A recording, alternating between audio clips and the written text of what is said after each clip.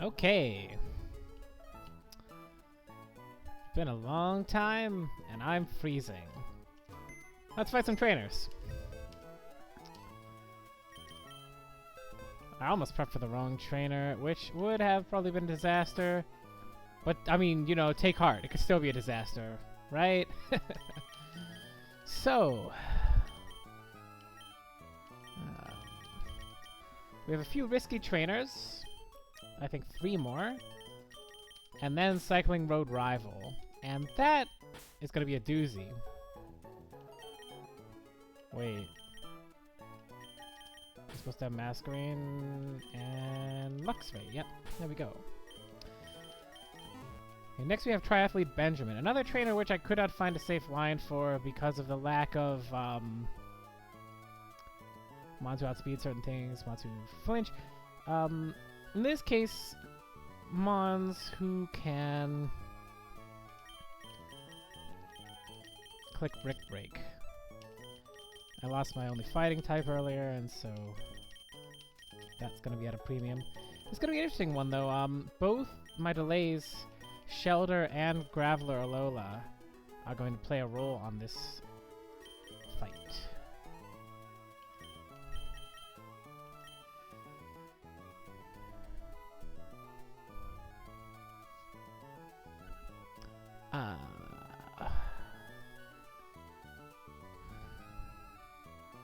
Let me just really check if I'm... Yeah, last one I thought was Trainer Alyssa.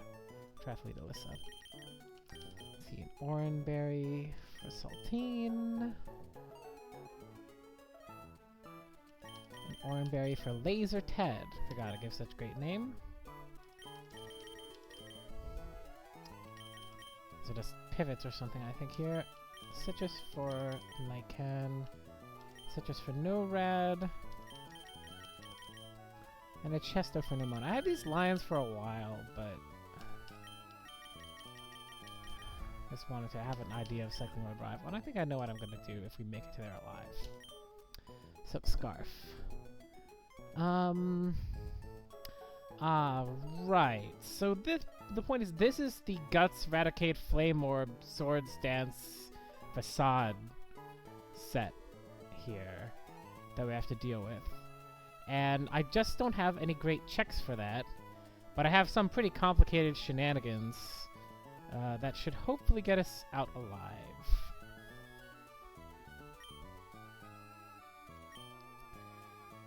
Alright,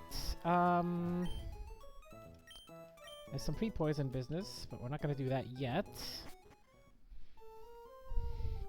First, we need to teach a move. Alright, Punching Master. Brick Break. Yeah, we want to learn Brick Break on Alolan Graveler.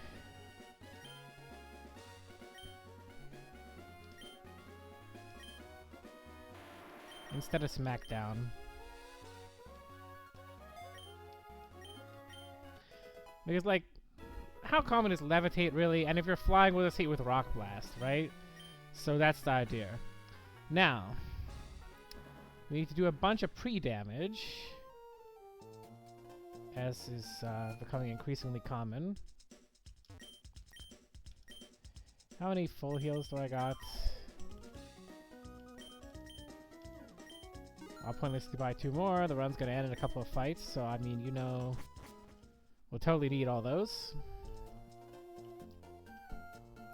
Right, we get pre-damage on Nighcan, Jasad, and Saltine.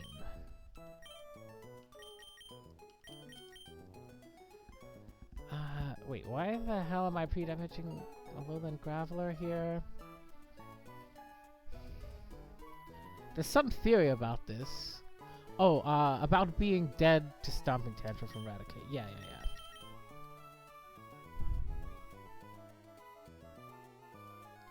And we're not... Okay, this Luxray Chesto here, but we're not... Burn strats for this.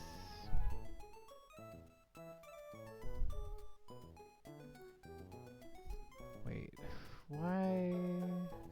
It's for Jump of a Spore. Okay. Okay. I remember how this fight goes. I swear. Saltine.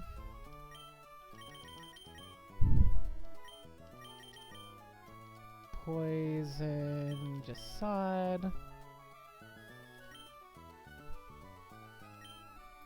Because I need to be dead to eradicate.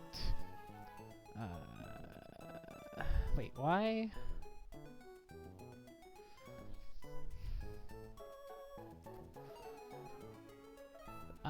Because we need to be dead to Raticate's move before it gets burned. That's the point.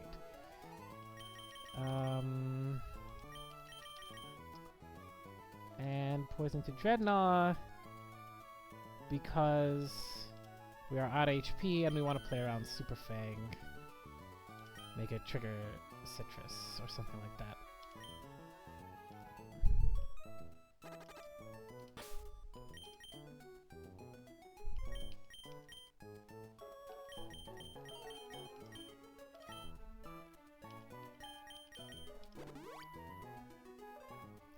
Right, so we're at 88. We need to be at 80 for Graveler.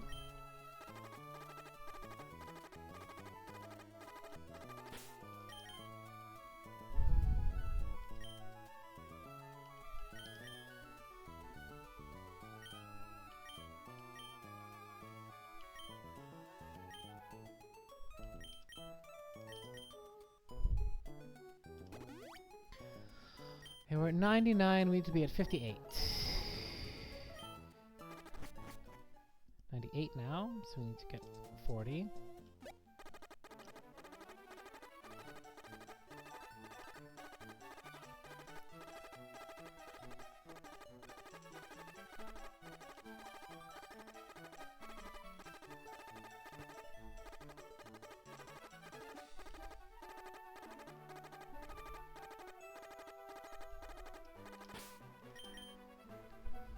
Perfect.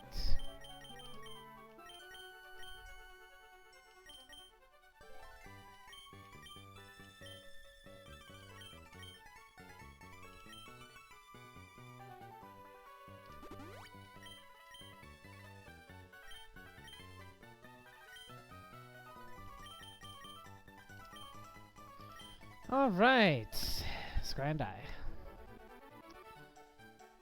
Okay, let's make sure everything is set up correctly. So, Oranberry. Wait, sorry. Oranberry, 80 HP, top brick break. So, Scarf, 58. 12 HP Oran, 126 Citrus. 131 Citrus. 16 Chesto. Alright, there are different ways this could go.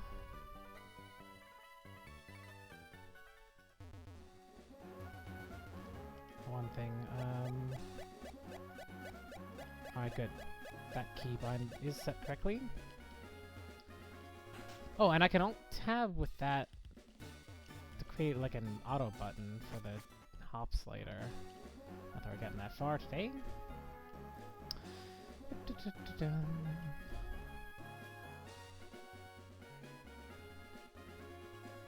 What? I got scared because I didn't think it was that specific guy.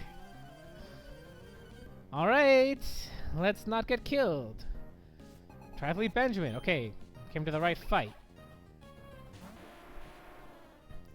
Alright, now, the situation is we don't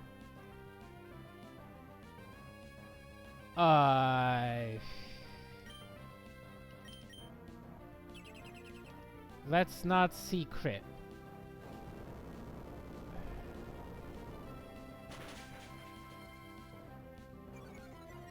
Oh, well, if yeah, that's true, if he reflects. Alright, this thing is -1. He can't click Nuzzle, or he maybe can, but we're electric, so we take literally no damage. He can do Super Fang. Yeah, like that.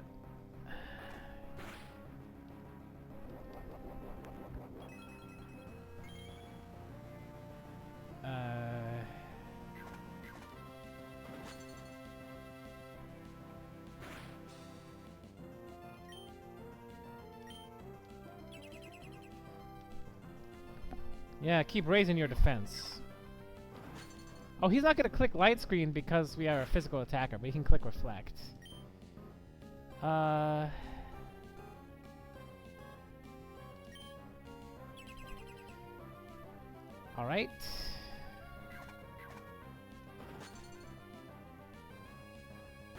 Perfect.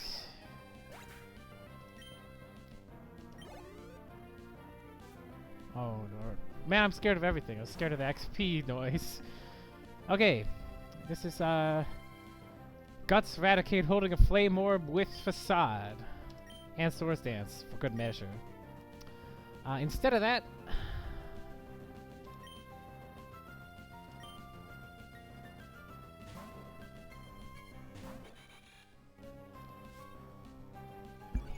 he's gonna click Stomping Tantrum.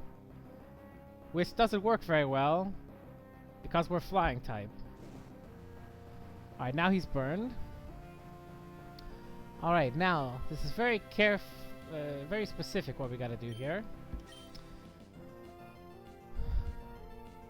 We're gonna go into, Shell Armor Shelter.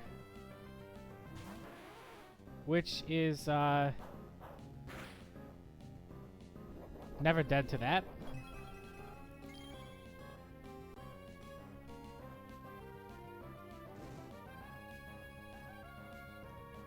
At level 35. Alright, this is... always Facade exactly. But the thing about Facade is being a normal type move, we can resist it with Dreadnought.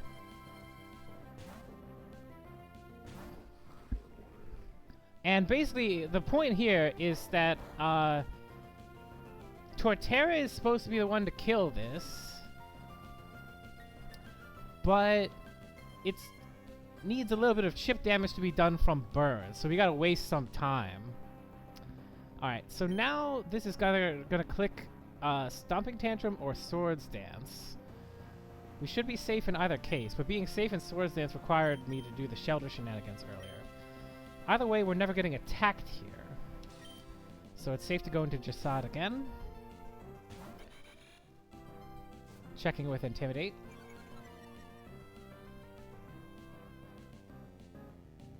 Stomping Tantrum, brilliant, brilliant.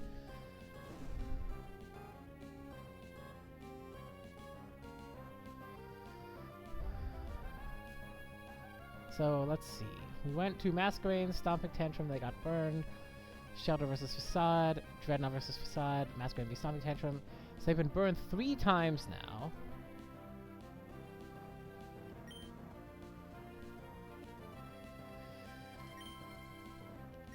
Right, we need to get them burned 5 times to kill. They didn't just click Swords Dance, so -2. They're gonna click Facade here because it's a guaranteed kill.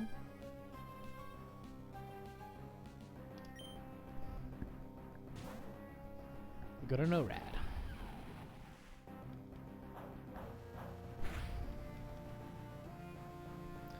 Crit by burn.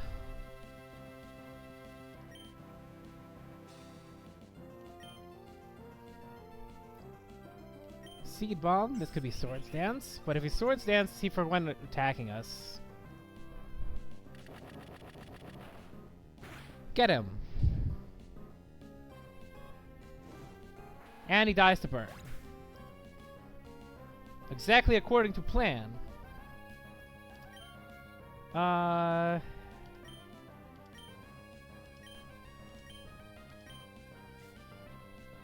Now, depending on the HP, it could be different things. Okay, Unpheasant. Right. So now the problem... I think Dual Wing Beat is a fast kill, but it doesn't particularly matter. Wait, let's see here, actually. We're never dead to Dual Wing Beat.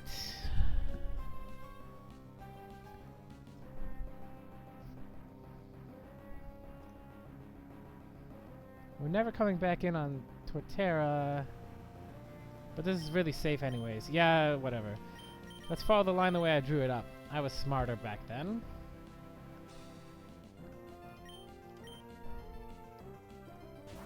Get him, Nikan.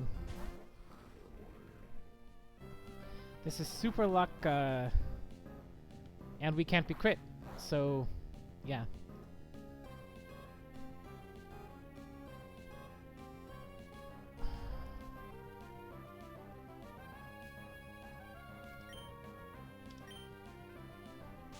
Night Slash, go ahead and hit us. Is there like an accuracy drop or something on this mon? I forget what the deal was. Alright, we'll heal back up with Citrus. Rock Slide. Oh, he's real low now.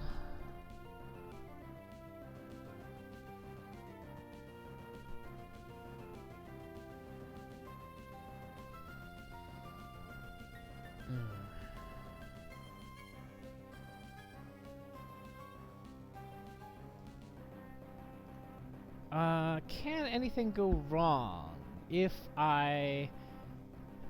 okay, what's the AI for Focus Energy? Is that set up?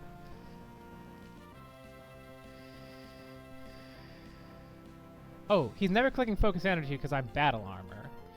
So this is Night Slash with Dual Wing Beat. We take a regular hit with this guy's Super Luck, then he will Quick Attack as well. We're not in Psychic Terrain. Is there ever a world where I don't click?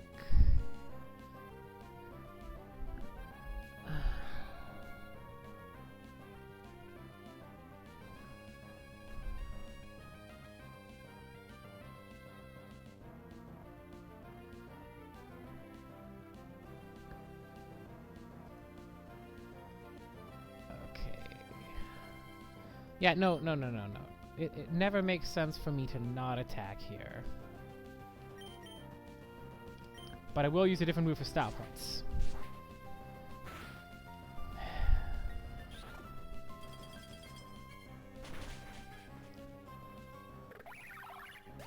Alright.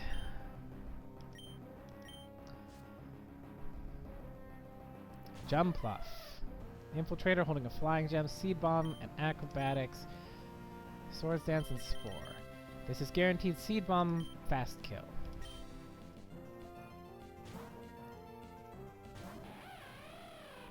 We'll intimidate her down a little bit.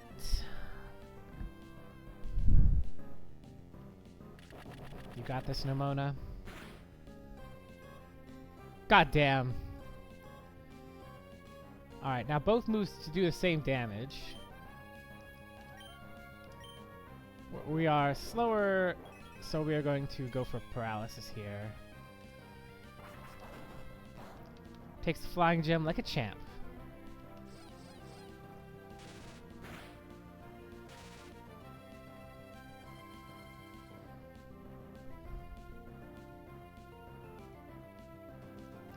Okay, crit would do 45.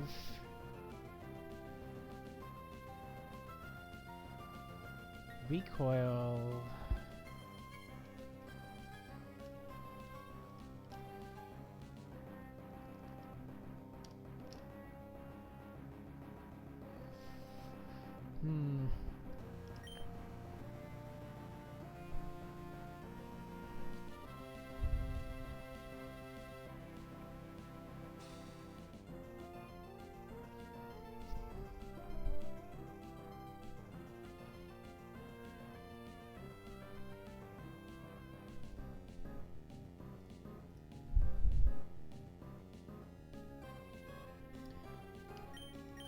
I want to be lower HP.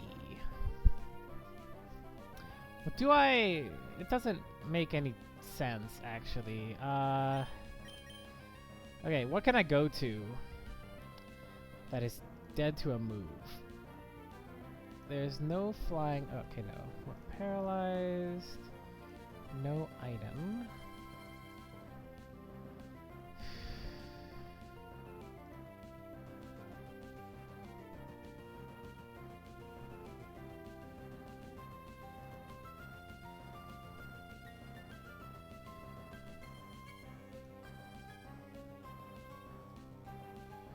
Okay, is there a good risk to take? We're planning to use Luxray on the rival fight, so I don't want to risk her that much. So, a thing I can do is not Wild Charge, but instead Covet. Try to go into Torterra on non-acrobatics. It's 96. 62. We can go to Torterra, bait acrobatics, go to Dreadnought and kill, because this is paralyzed.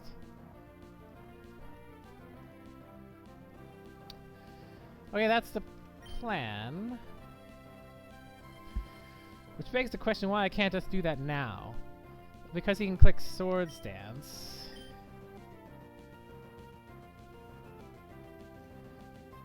So I click Charm first.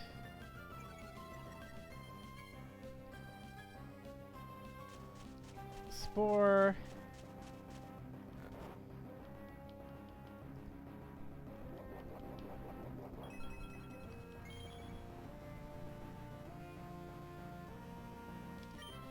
Alright, now it's extremely, like, we're only dead to double crit.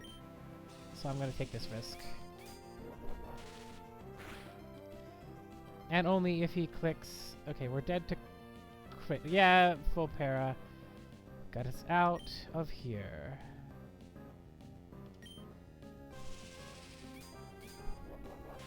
Nemona clutched up.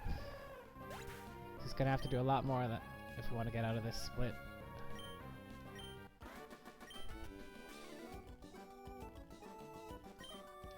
Yeah, you shouldn't.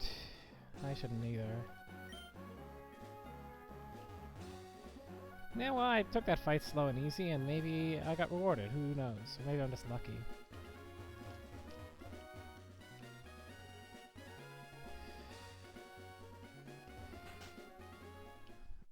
Okay, next fight. And,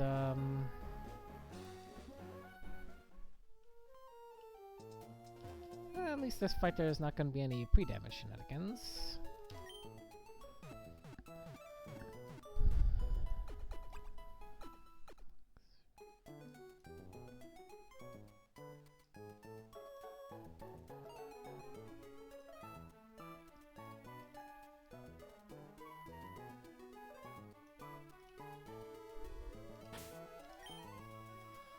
And there's a Scarfback, there's a Citrus Berry I didn't spend.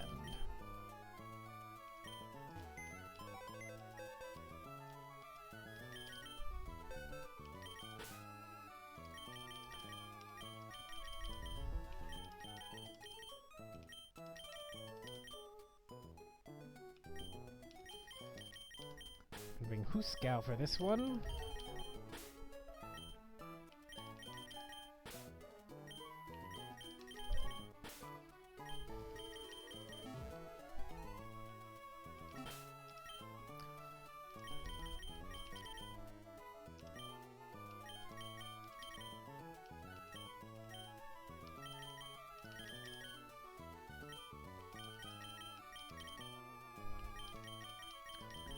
Got some berries.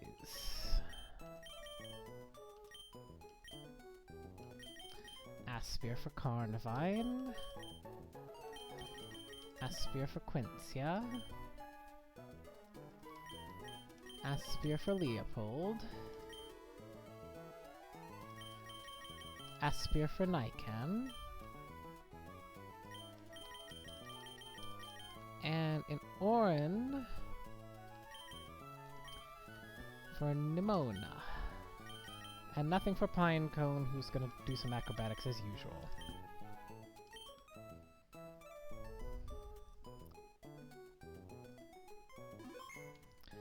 Alright, so...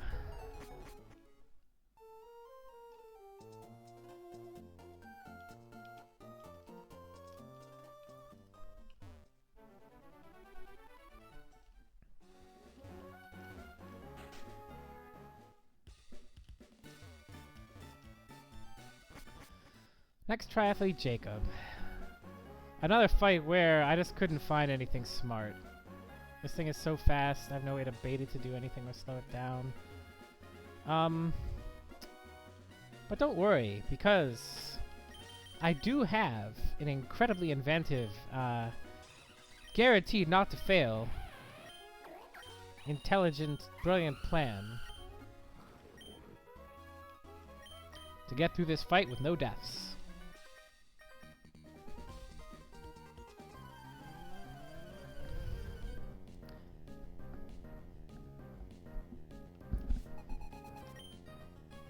Float sword.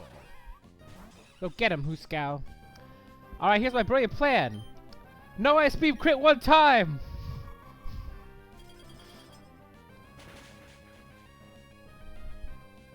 He holds!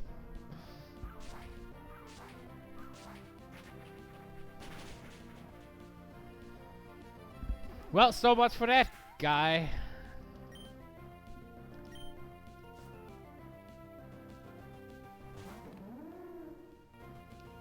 Serene Grace Power Herb Sawsbuck.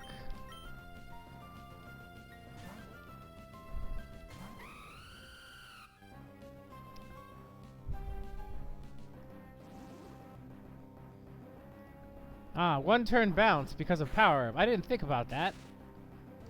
Oh, what? Well, this is a pretty pickle. Wait.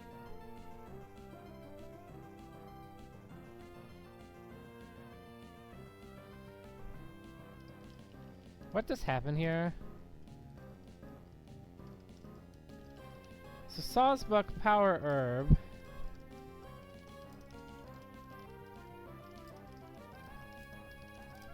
They bounce one turn, yeah.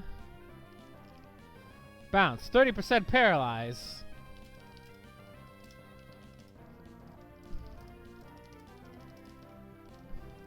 Right, the situation is that we are paralyzed. They are burned. No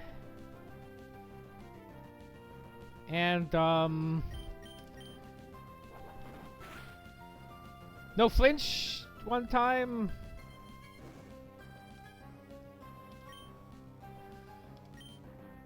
No flinch another time. Okay, by the way, we are in fact not dead to crit. Just saying.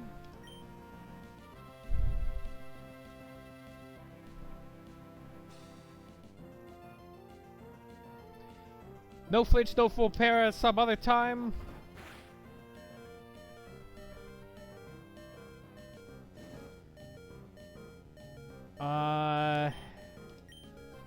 Alright, that plan is no longer working.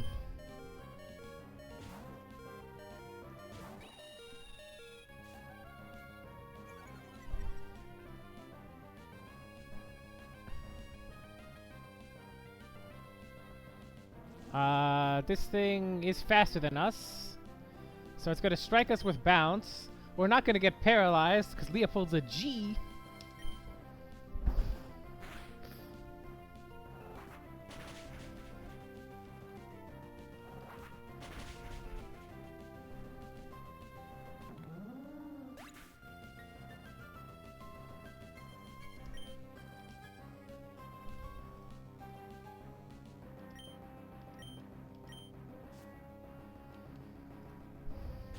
Salazzle,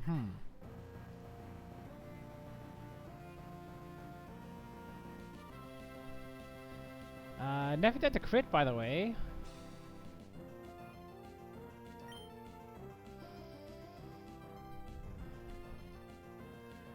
It super doesn't matter. Okay, am I really sure that I'm never dead to crit?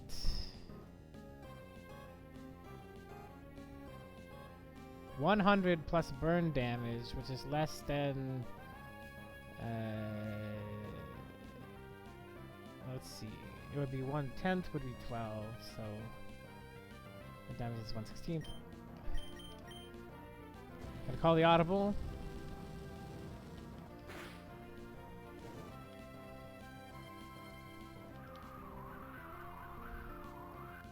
Tailwind. I don't think it's a big deal that we did that.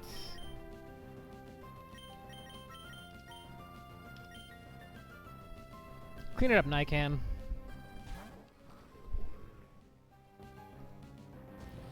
Flamethrower. Well, I guess maybe it matters if we get burned right now.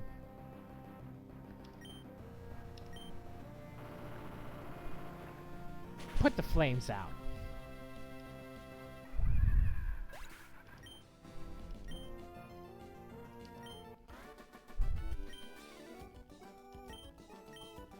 The brakes failed. I don't think that had anything to do with what happened.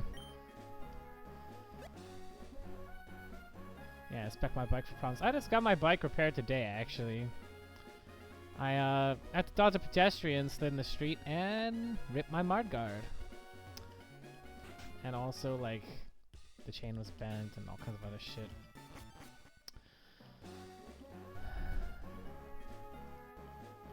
Fortunately, the bike shop where I went is the best. Alright.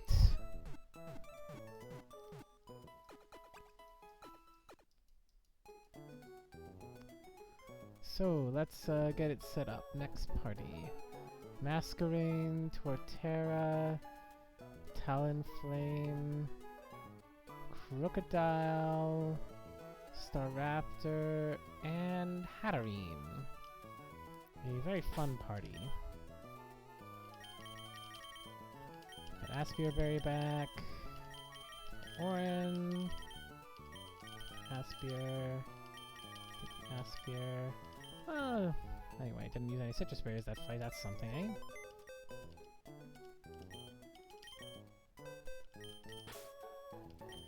Okay, Huscow, you can wait a few fights. Mona. Quincia. And Nikan, you've done some great work. Bring in Hubris. Bring in Ursula. Norad and Jasad for this.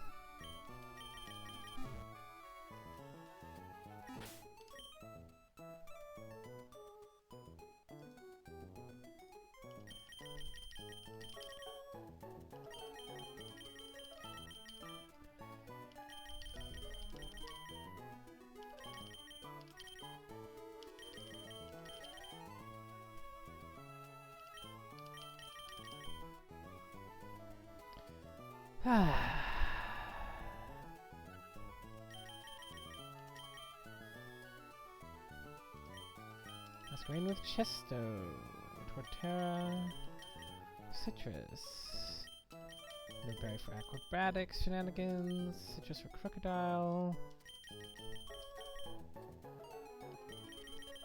Raspberry for Staraptor, and Hatterene, who laughs off to close combats, the Humble Oranberry.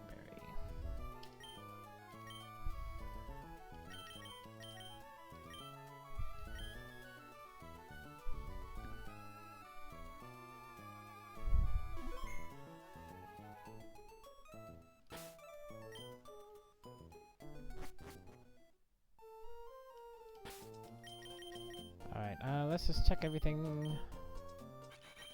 Chesto, Citrus, and Citrus, Rost, Orin. And now I'm gonna do a weird thing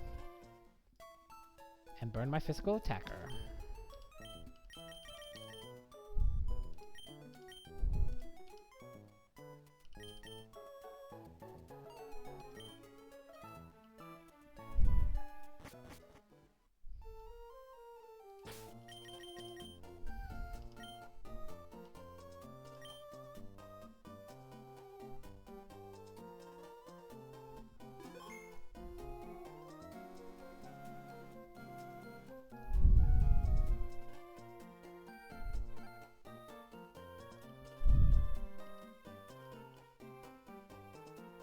Let's hope I don't pay for my hubris.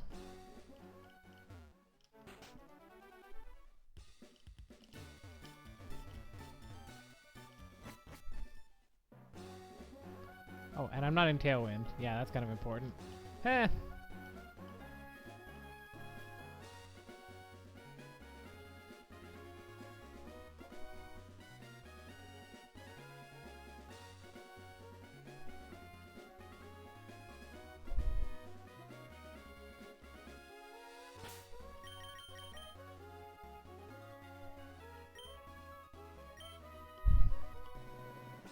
One more triathlete for the end of the run.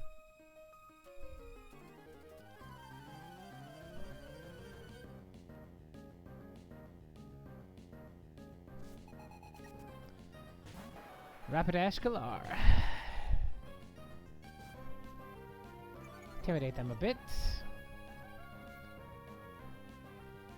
We have a Chesto. We always get one move off here, and that move is Scary Face.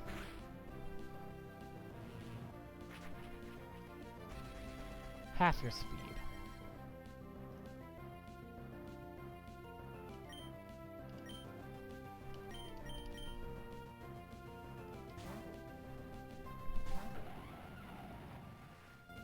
Burned Torterra. Status move, but it failed. And now, for a pathetic slap fight. No more Zen headbutt flinch. No more hypnosis. Will-O-Wisp, I already burned myself.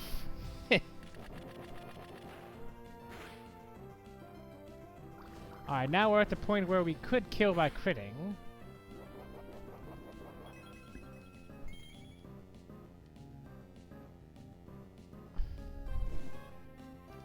Time for a little synthesis action.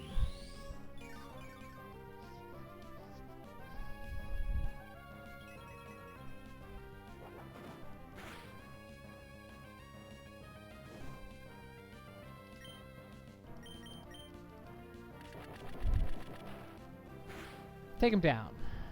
Okay, not quite yet.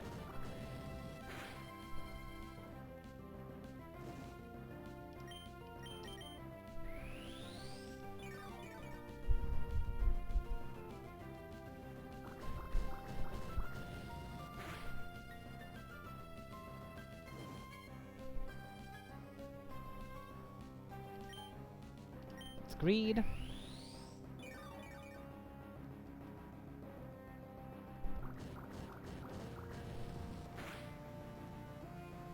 Alright, slightly better HP there.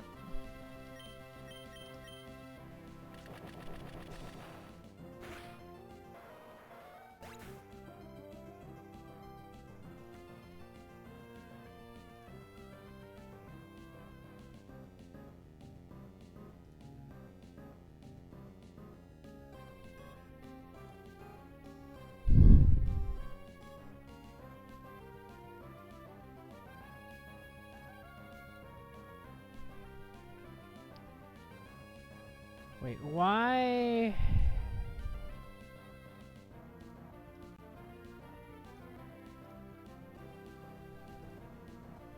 Wait. Why is this Hisuian Zoroark?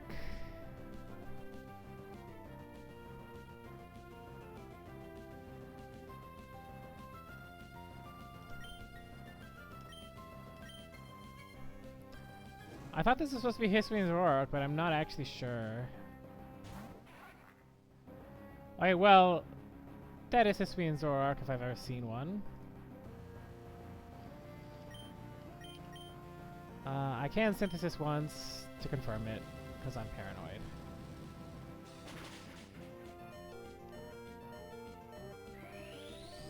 Oof.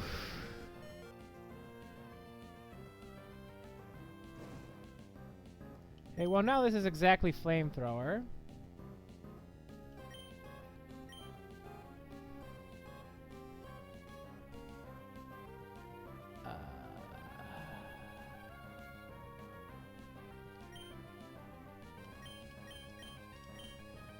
Okay, I panicked, and now I'm gonna pay the price.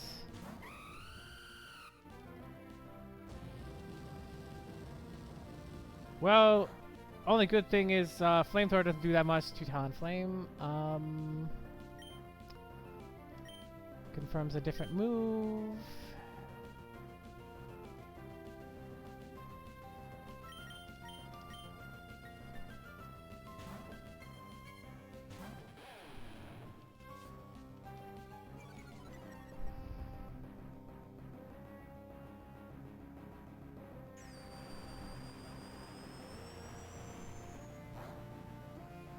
No accuracy drop one time. Oh, Jesus Christ.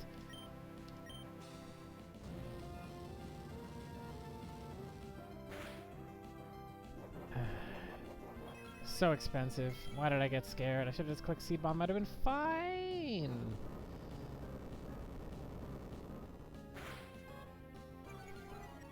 No miss one time. Nice. Yeah, it was... Oh, this is not Historian's Arc, it's just regular Zoroark as well.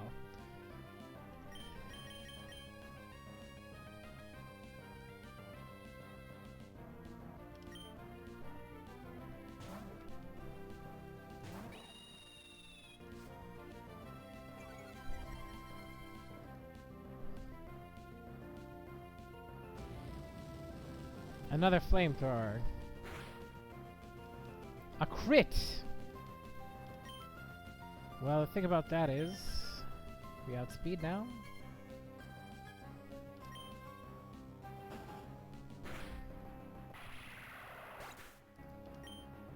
Alright. I'm done being scared of that.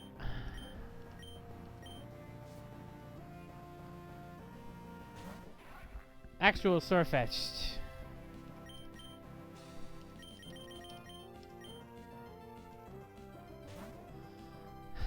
Fortunately, we have a complete hard counter.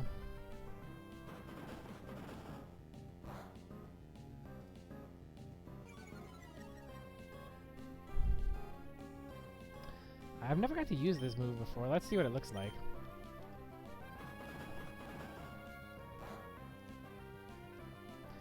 This does over 200% damage here.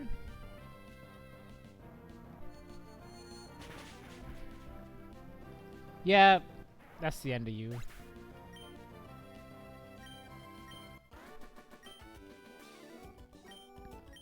Muscle Cramps, but you didn't even do the fighting yourself. It was the Pokemon. Yeah.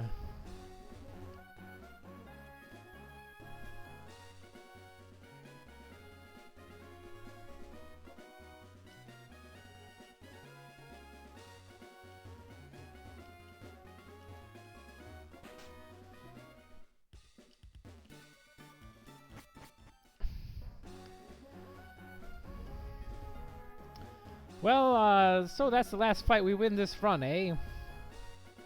This is the end.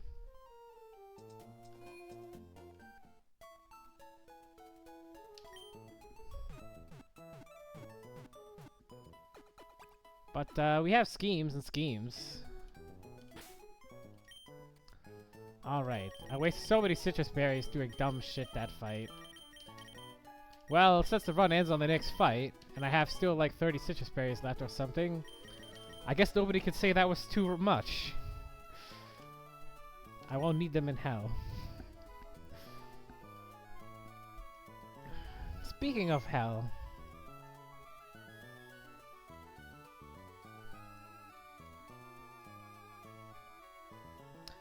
I guess my sins are crawling up my back.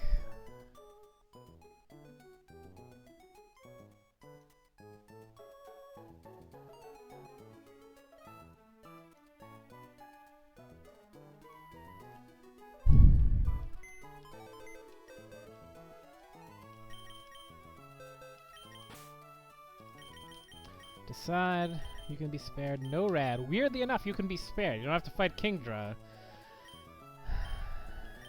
Ursula. Weirdly enough, you can be spared. There's another way for Weavile. Huska would not be spared. Mono will be asked to clutch up one more time. And Nikan. The rock of the team.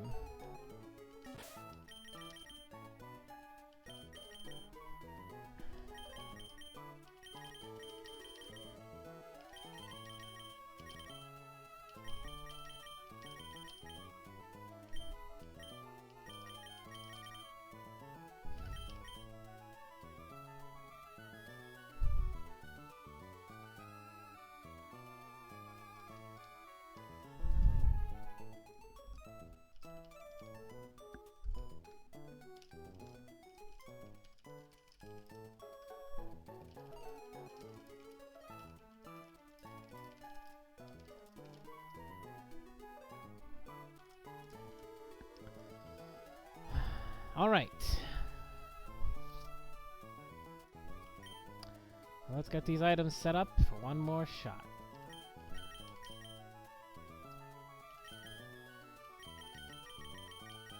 Soft sand.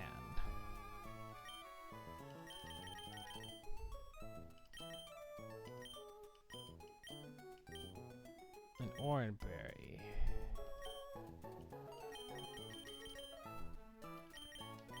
Three more citrus berries to expend.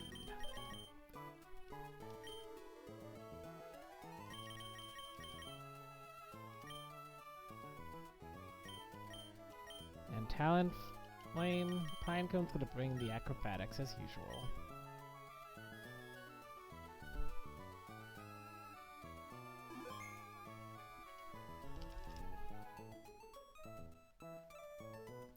Alright, now, if we win this fight, Crocodile learns high horsepower, right?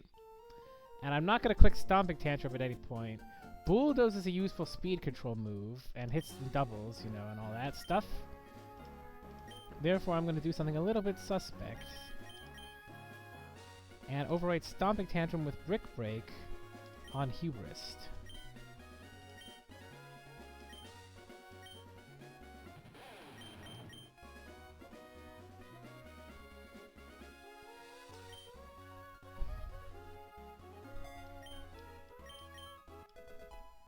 I mean, Brick Break is a good move. Just a lot of times in this game you gotta pierce screens and stuff, so whatever.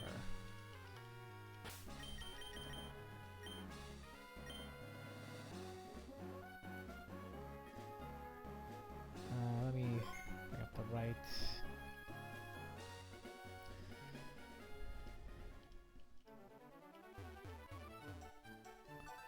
Well, here we go to the end of the run. Cycling Road Rival Blaziken. My punishment for picking Torterra, no?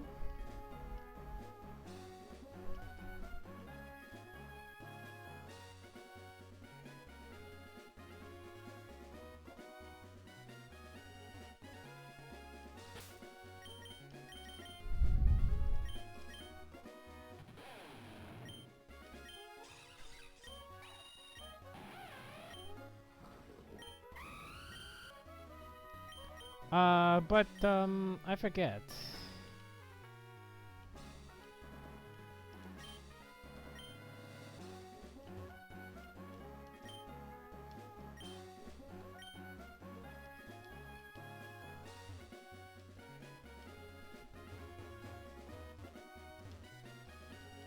Isn't there some stupid item somewhere under here or something? Or, no, the point is I have access to Slateport and, like, hidden power and shit now.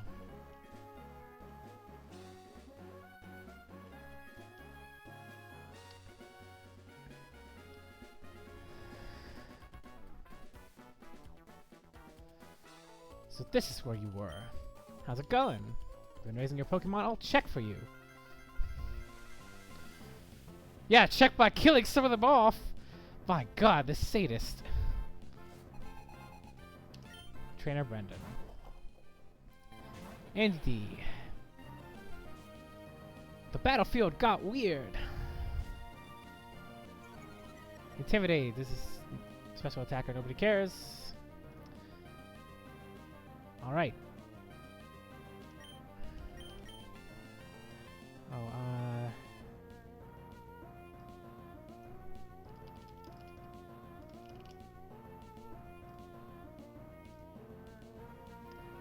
right.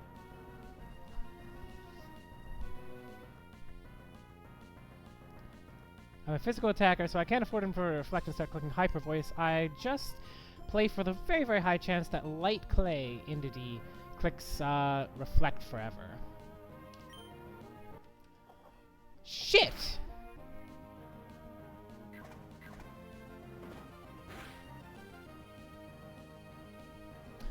You know...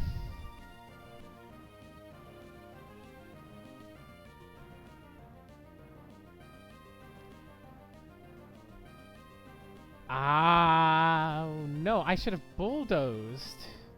Well, maybe it didn't matter. Maybe I was always screwed.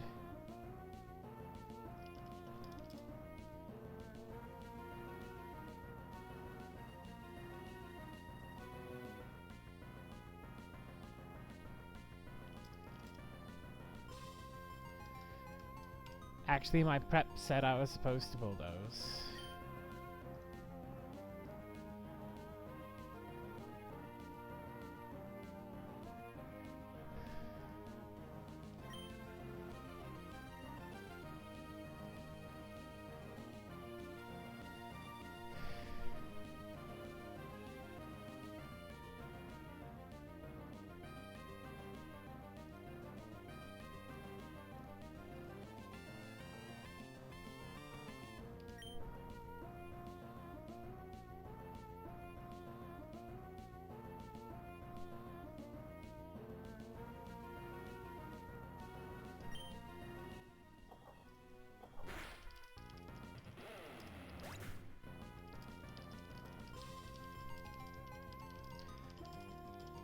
That was still incredibly unlucky. But that is a huge hit to the run.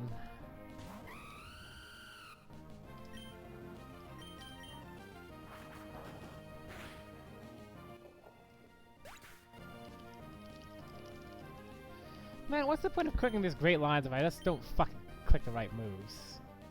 Ridiculously bad.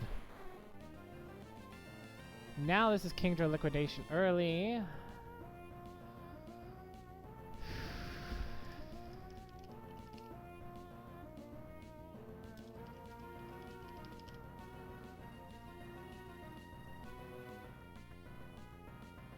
This should not...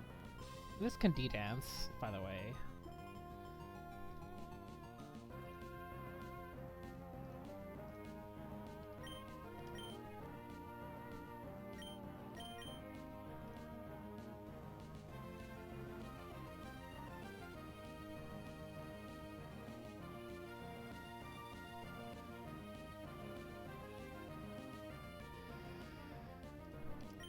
Probably has to be Nemona. Take one liquidation and... we outspeed and set up control. He can't D-dance on this.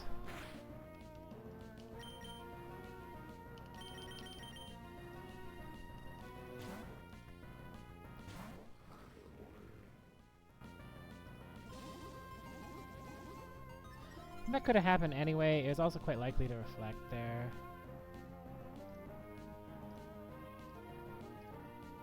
Okay, fine. He controls that.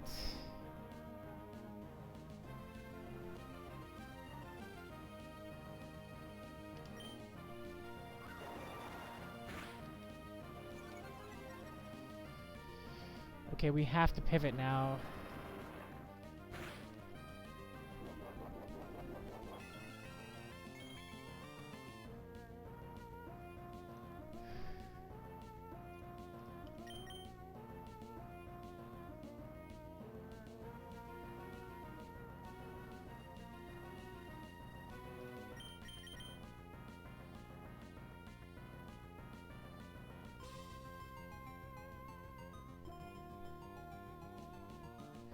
Okay,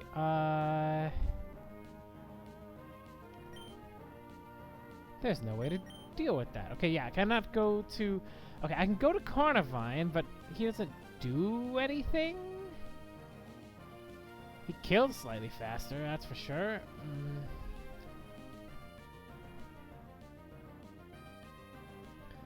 I can go to Carnivine for a kill at the end here. Okay, yeah, that works. That works. Like this.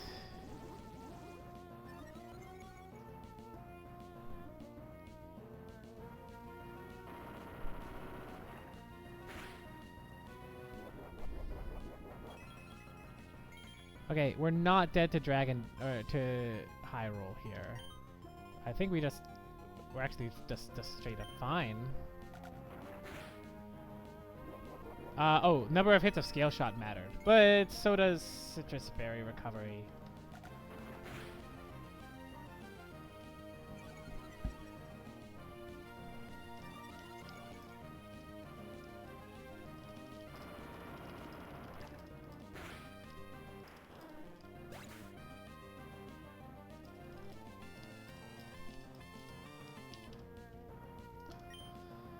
Okay. Should be Blaziken. This is close combat.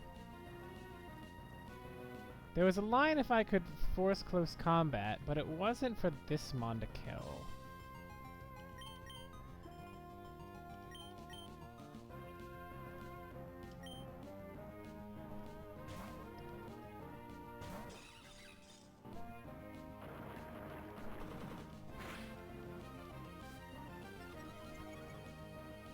Okay.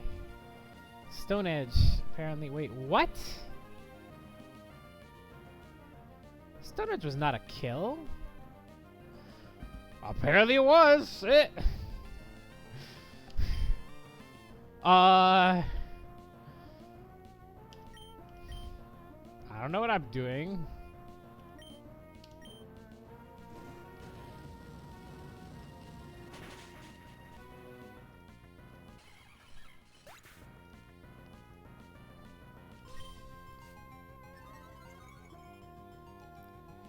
He avoided clicking all of his stat drop moves somehow. That's perfectly fine. White herb.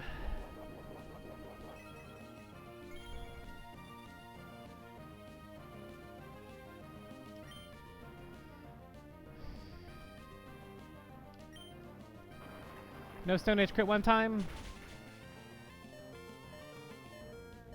Nice stuff.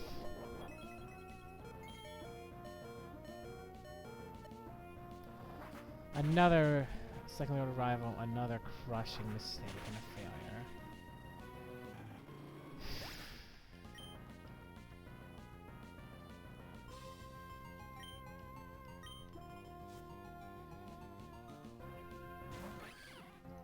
Weavile. Exactly always Icicle Spear.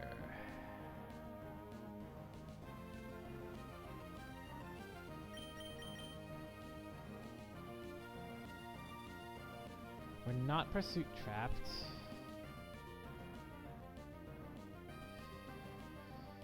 I'm sacking Staraptor or Nimona. I think I sacked Staraptor here because I have another flying attacker in the back. Nimona comes in, Intimidate. Yeah, I'd probably live this bullshit strat. The alternatives go to Dreadnought. But then I am probably Pursuit trapped also. Yeah, then I'm Pursuit trapped. There is no quick attack. Okay. So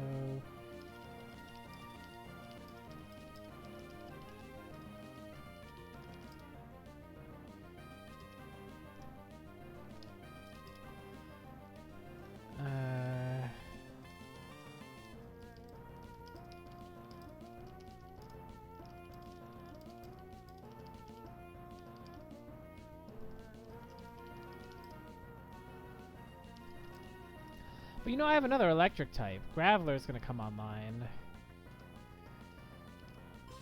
Like,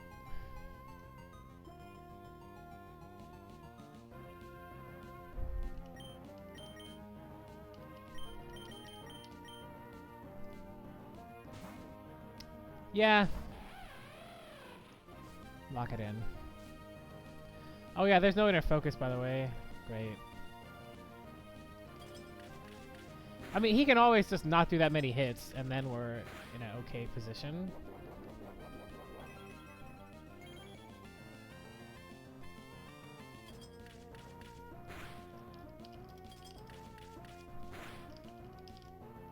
There's other outs, by the way, where we don't lose anyone here.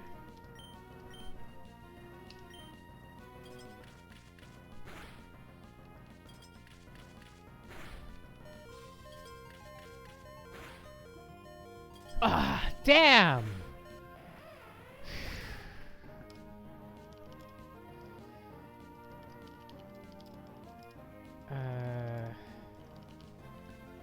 Okay, but now what do I do, actually?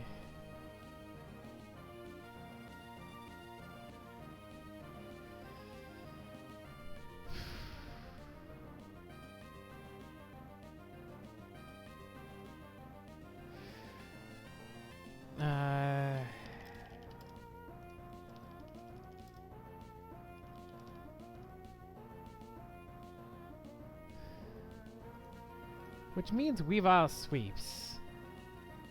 Fuck! That was the wrong choice!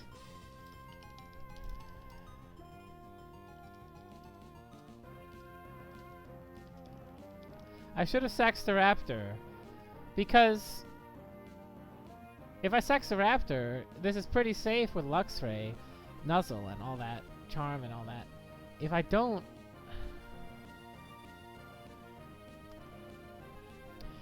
Let's think about what my outs are.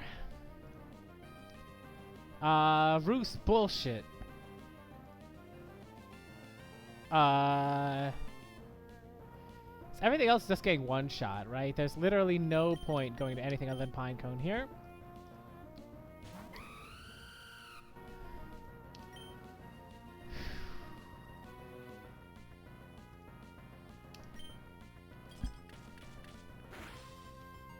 Icicle Spear.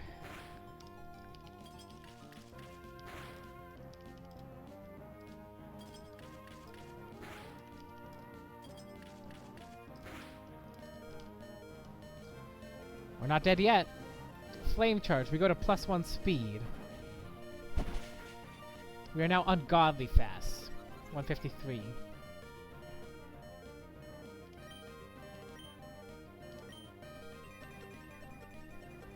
And we pray that Roost works out for us. Oh, he thought we were dead for pursuit, so he's gonna click it. Right, but that's not actually how that works. Okay, now I kill this. Sarita comes out. I Roost on that. Okay, good.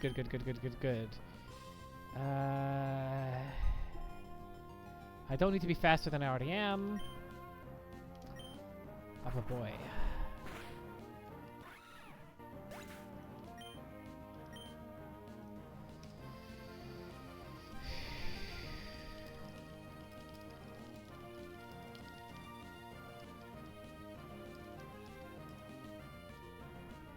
Right.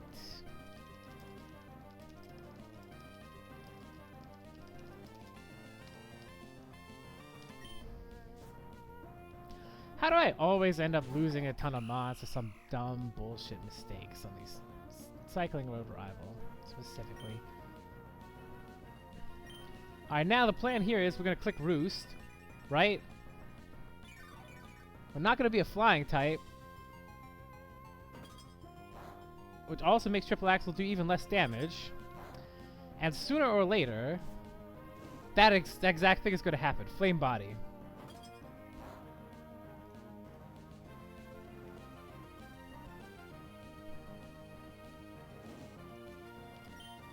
We're going to click it again.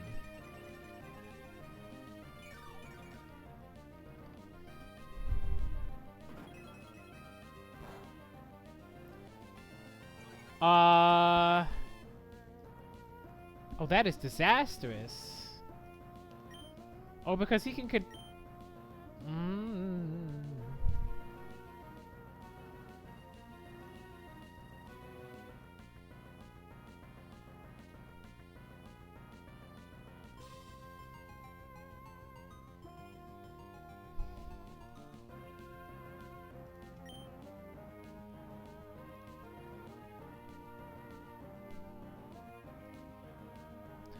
I think I'm allowed to be -1 for the last mon, but no worse.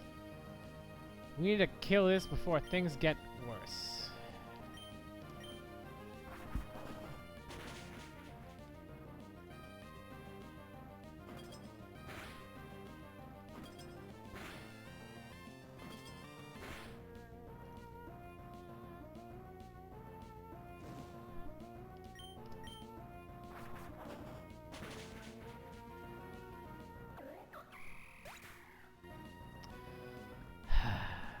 What a disaster. What an absolute unmitigated disaster. Well, the mitigation is we didn't lose the run immediately. But, like, is that really mitigation? My god. There's Psychic Seed.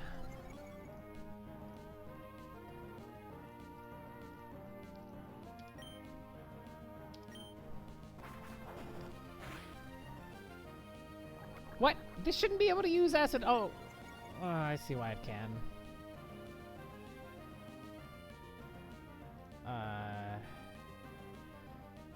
For those who haven't checked, we're super dead. Like, I guess I click acrobatics here and hope for a crit. Yeah, crit is our out here.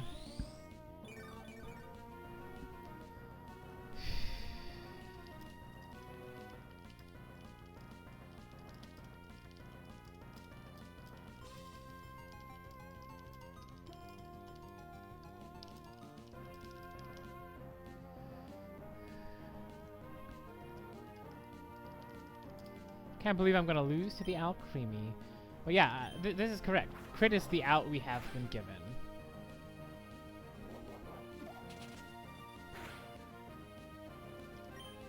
And since that's the case, I can actually just Roost. Stored power doesn't do more than half yet. Now, if she clicks Acid Armor...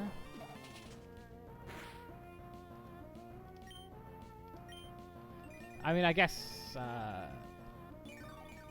Alcremie can also crit. We're out of Roosts.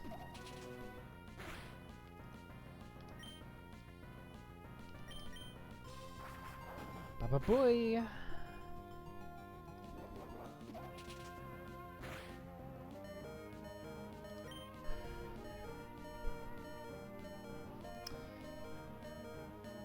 I'm sorry, I failed you all.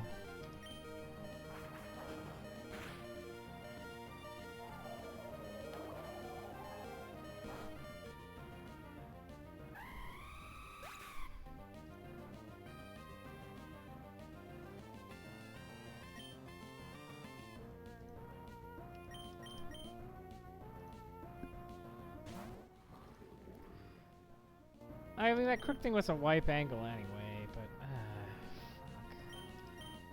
fuck. No crit, no defense drop?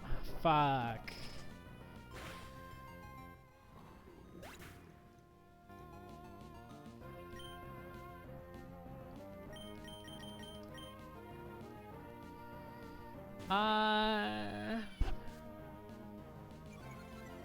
That doesn't do anything. I think we kill if one of the two hits crits.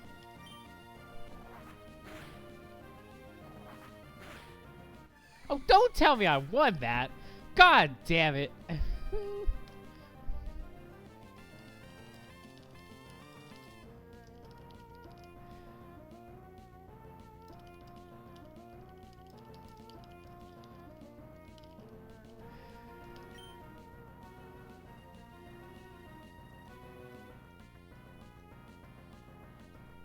I think I was supposed to sack Star after in some scenario earlier.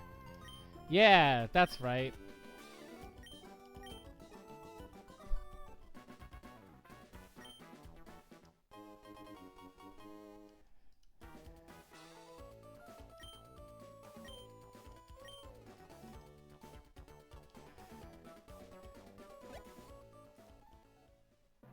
Well, that was horrifying.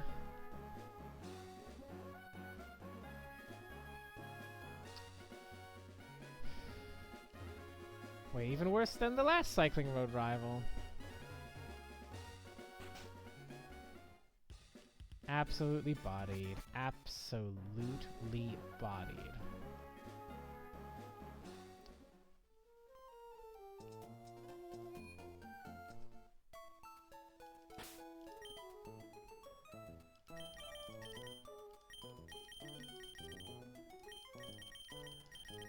I mean, if that crook thing had gone properly, maybe I make it out without any other deaths, but fuck.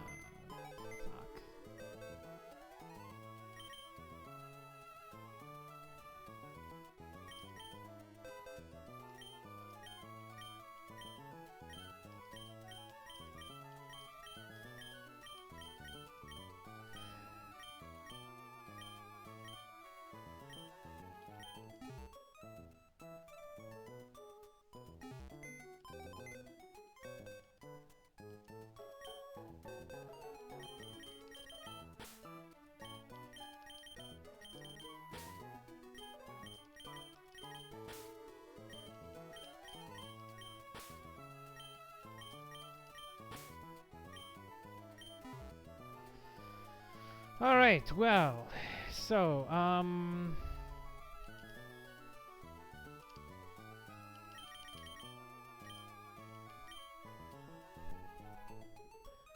what a series of fuck-ups, eh? Jeez.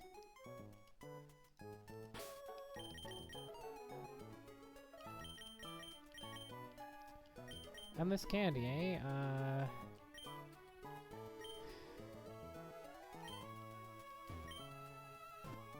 Leopold, right? Let's see here. Close combat at level 41, a fighting move. Yeah, that's pretty good, yeah.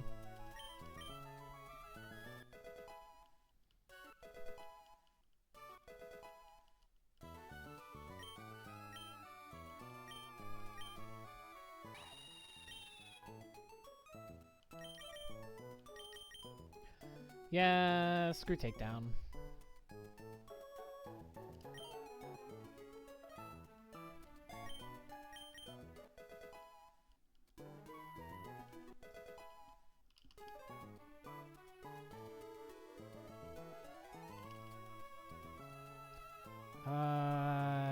Masquerade. What do you got? Do you have Bubble Beam or something? Because your attack's kind of bad. Like, how good is Quick Attack really? Well, I guess we're like Focus Sash or something.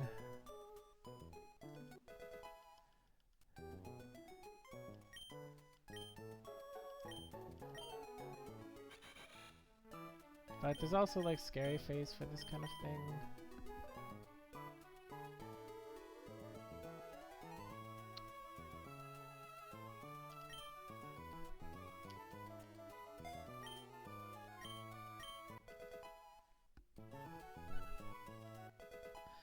Oh, just the bots.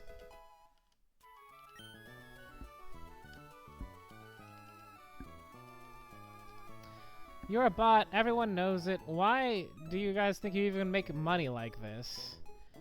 I swear, the internet is dead. It'd be funny if it weren't so sad.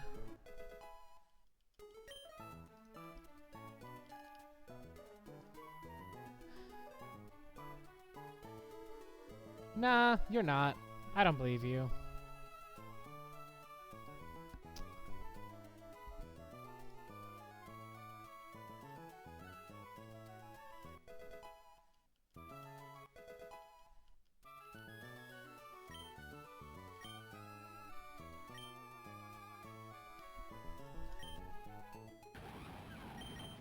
See ya.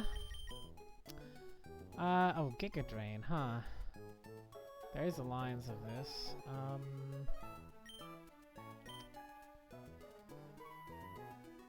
I think we get Crunch later, so whatever.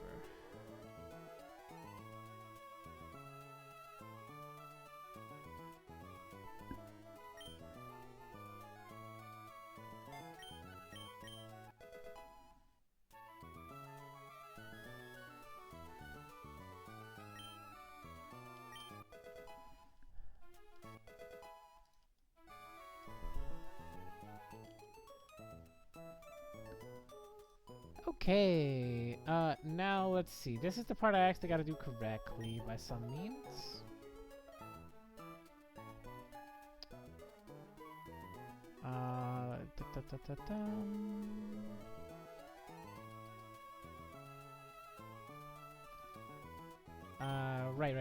Right. So...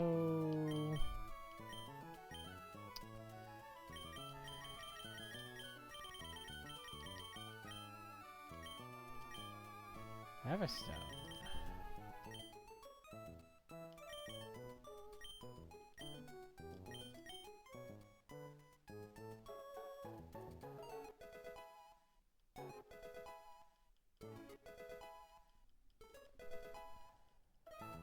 Right, so we can switch Rock Blast out to Rock Slide. Well, it's more consistent. Can flinch people. Look at this set. What did I say I was gonna take?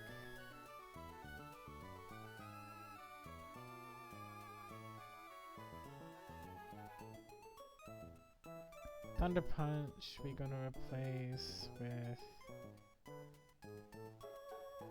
the Wild Charge, of course.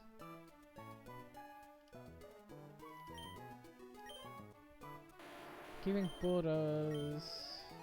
Oh, I just get rid of Brick Break because I can always have it back whenever I want. Just run back up here and reteach it.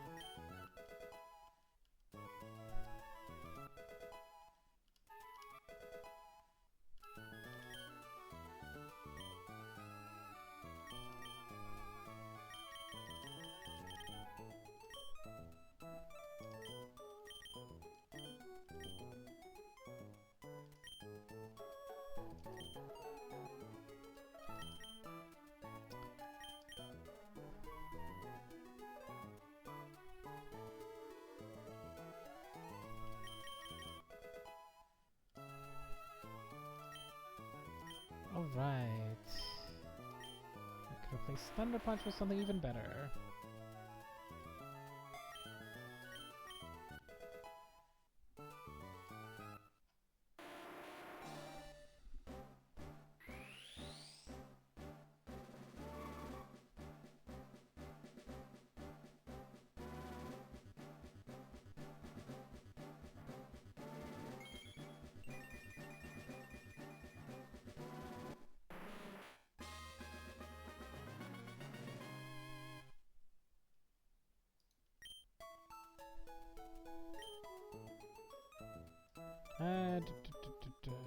Wall Rain.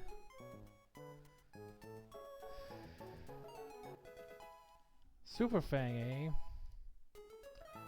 Is there a world where that does anything? Because, like, I can take something down by 50% and then what, right? I think I don't take Super Fang.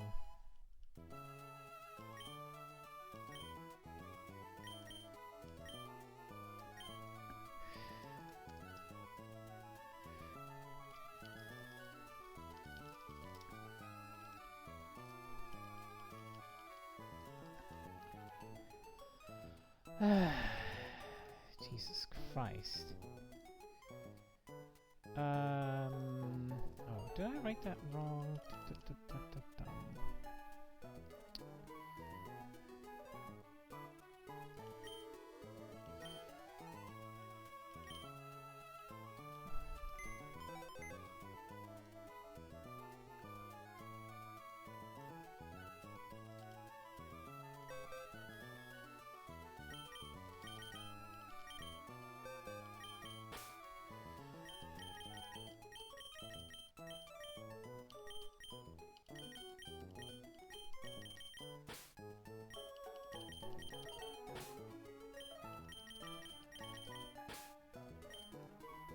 Cloyster. Shelter. Rapid Spin. 39. Brilliant.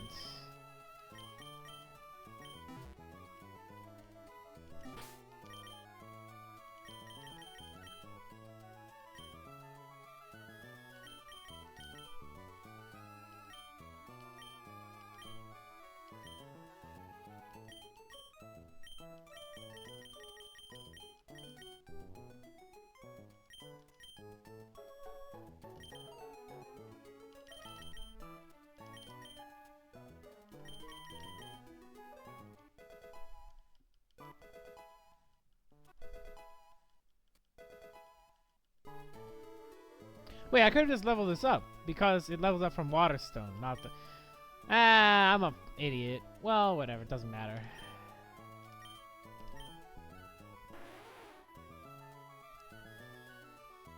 Okay, this Cloyster is,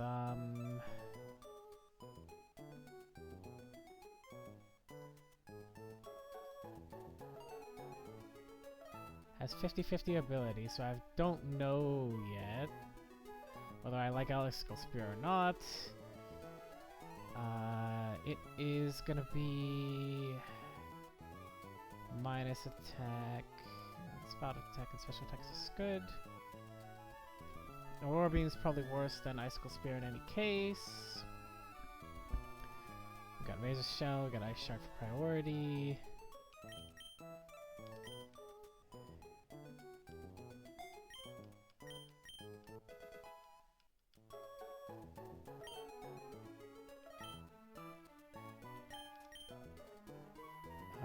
also at 42 it lets a move I mostly don't care about. At 40 we level up and learn Surf over that. Okay, yeah, fine.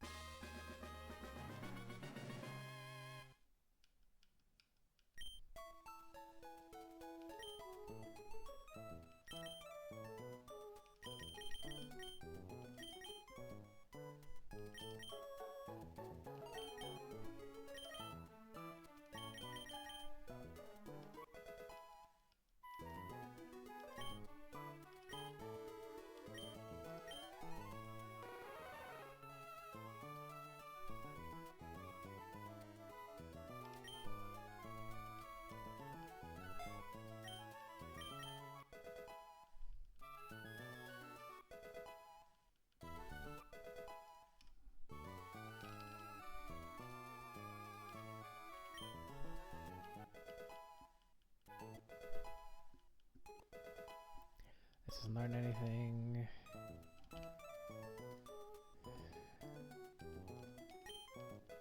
This doesn't learn anything. Alright, so how far back can I go right now? I can't go back and end Petalburg delay. Tracker.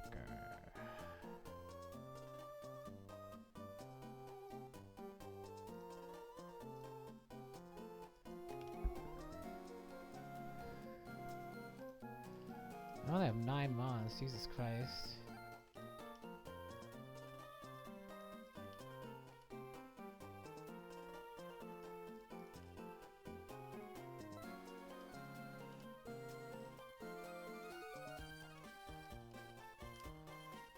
Right.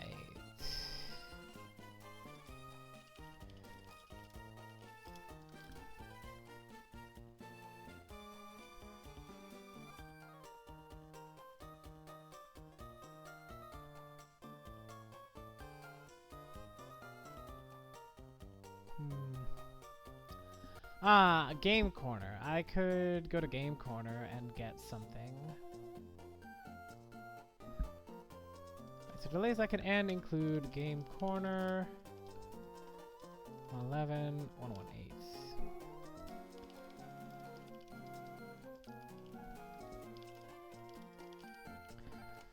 Well, let's see what we can do with the next fight. Oh, the next fight is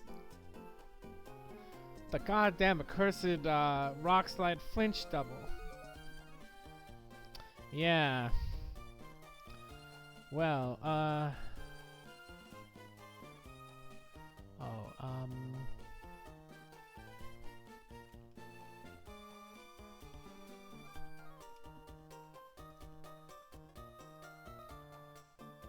and we are shell armor, not skill link. Great.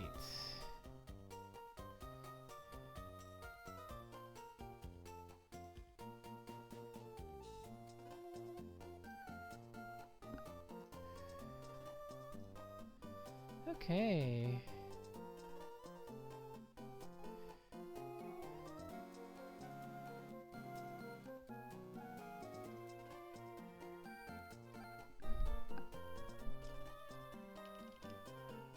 Let's look at the trainer docs.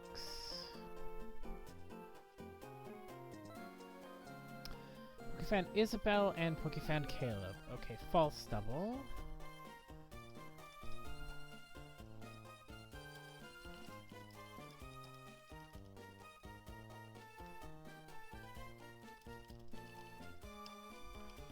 Right. Lycanroc Kangaskhan is the lead.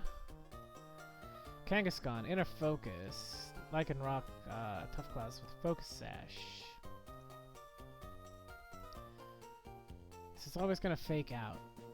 And we're not in psychic terrain.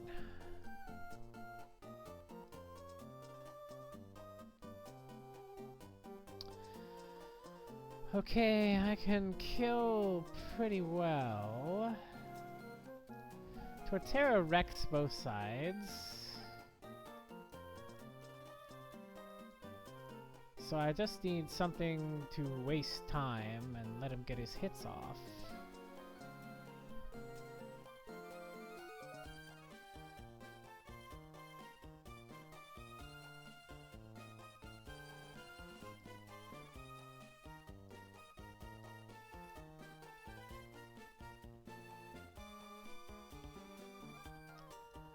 A weakened Hatterene can draw... Okay, I don't want to bait Rock Slide. Let's, yeah,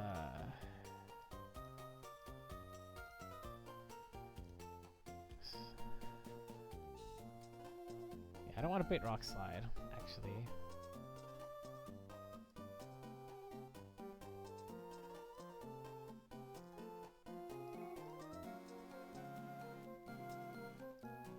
Problem is that these are both rock moves, right? So, like, what am I supposed to do? I don't have anyone who baits a ground move. Okay, so, absolutely no way to avoid Rock Slide from, I can Rock Dusk. Right, so,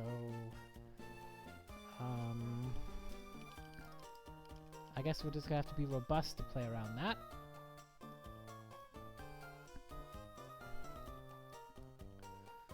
And here's what we're gonna do for that.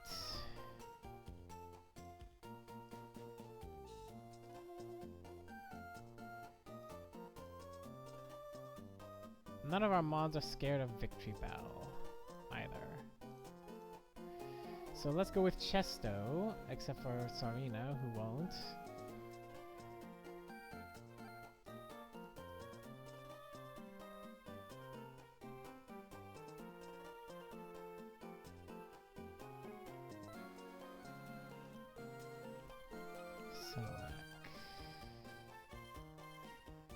Gluttony. It's berries earlier. Right, so this could Salak and belch me. Oh, but the idea is we just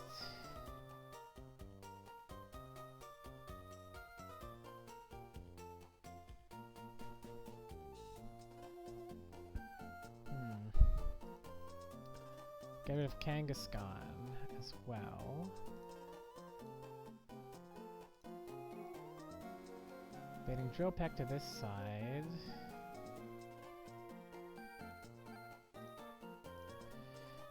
Deal with Furo that way.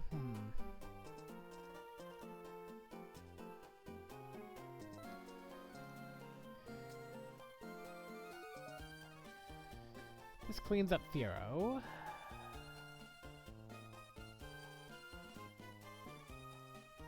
No, it doesn't. This cleans up Furo.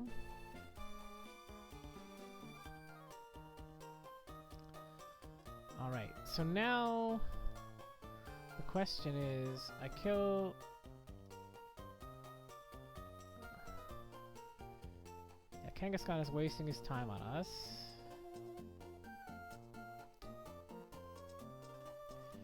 We kill this. Then we swap from Sarina.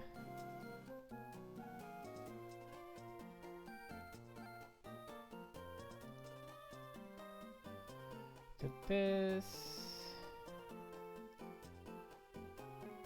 Can't do very much. Will be Chesto. We slaughter this in one go. No Salak mid-berry thing.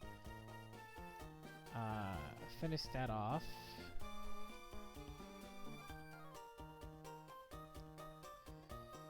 Alright, okay, that makes sense, that makes sense. Now, how many turns does it take to kill Lycanroc? 2, right? Okay, yeah, so we kill that. This, we can synthesis up. Well, Tsarina does that. Lycan Rock is in front of Victory Bell. Staraptor.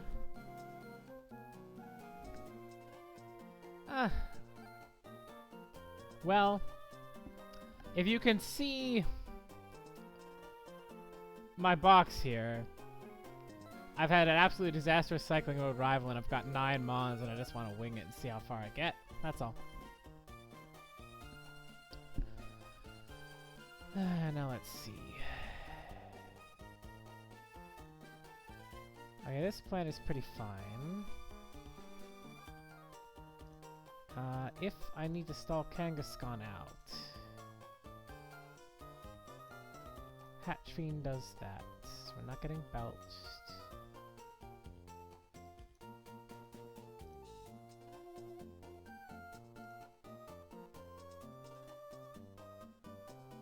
Leaf Blade. He's not clicking that. He's clicking Poison Jab. Celia to stall Kangaskhan out slightly. Almost got blown off my bike. Winds here is like over 50 miles an hour, which is pretty scary when you're riding a bike. This... Alright.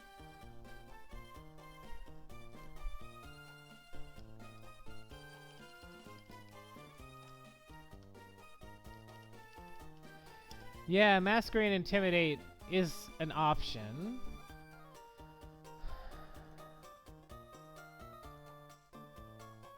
It dies to everything here almost. But I think I see what I'm supposed to do here.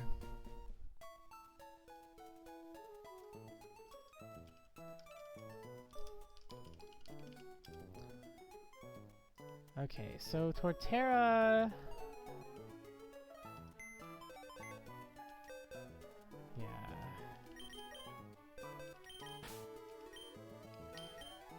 What a pathetic death box. Honestly, I should have done much better. Let's see. We're leaving out...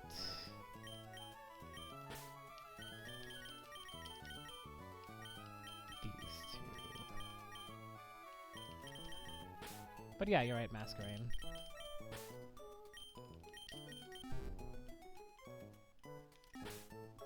So Torterra has to have Chesto to avoid sleep. Sarina can have Citrus because she's immune. Sweet Veil. Wall Rain can be Citrus. He's a pivot. Masquerade will be Wise Glasses because he can outspeed and kill certain things with Air Slash. Staraptor is Citrus because his job is killing. Victory Bell and Cloyster with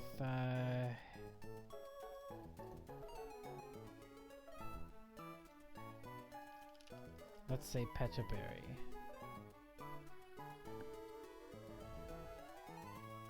No. So this is a false double.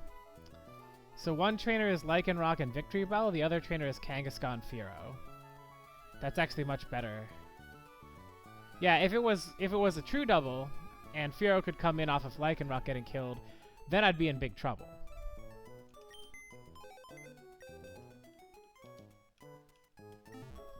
Oh yeah, whoops. Doubles.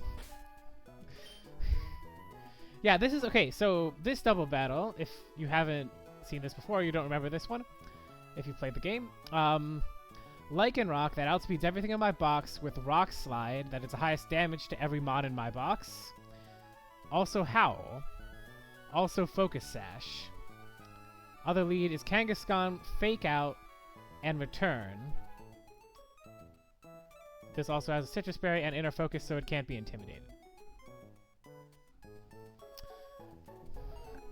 So I have to dodge Rock Slide Flinch to have any chance whatsoever of doing anything.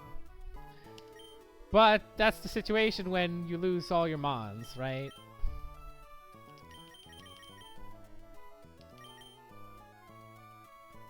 No. The player has no mons which get access to Trick Room in this game. There's a grand total of 1 fight in this game where the player can have Trick Room on their side, and it's because it's a tag battle with Steven in Zootopolis Space Center, and his lead has it.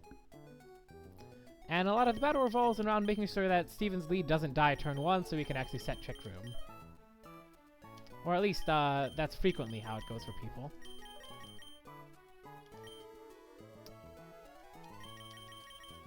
So yeah, no such luck.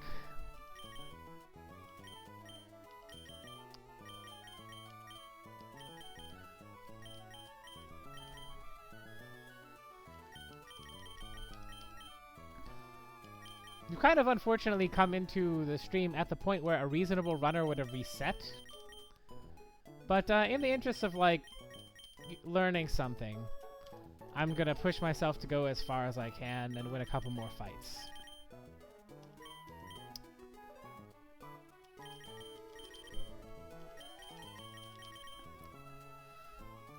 Okay, the only thing to think about here is... So one thing this game does have in my favor is I can pre-damage my Pokemon. So I have nothing in my box with Protect. I have never caught anything that gets access to Protect or Detect. Otherwise, that would be a good idea. Usually you get at least like one mono with Detect somewhere in there. I don't think anything I've had that, even that I lost, could have ever got Protect, actually.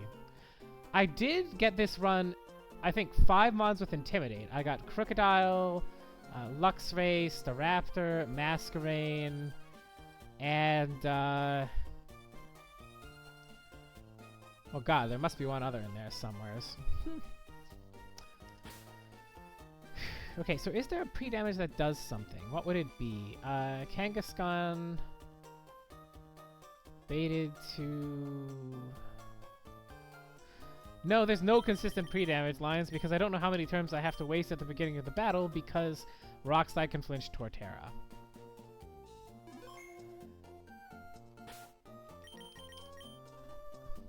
So yeah, maybe it seems like I'm playing sloppy, and I am, but I've also run myself out of good options.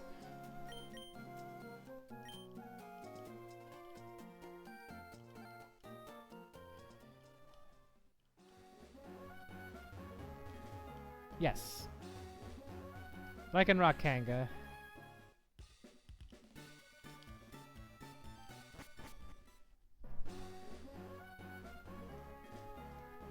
But the leads almost aren't the problems, right? So these leads are pretty dangerous in a lot of circumstances. However, Torterra and Sarina just wall them pretty well.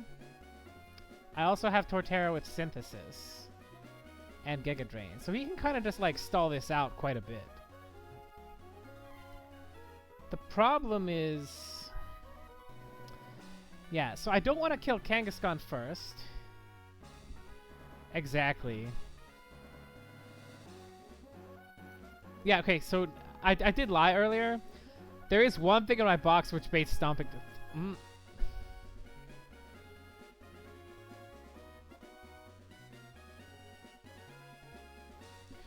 You know...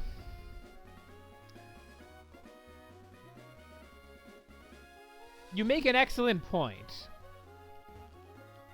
Actually. You make a very, very excellent point. That's absolutely what I should be doing. Golem.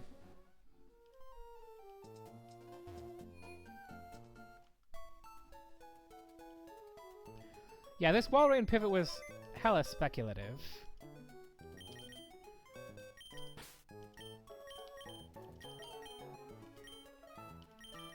We are gonna take Golem Lola. We're gonna give it... I don't think the player gets Shucca Berries in this game. Oh no, you do after Victory Road, I think.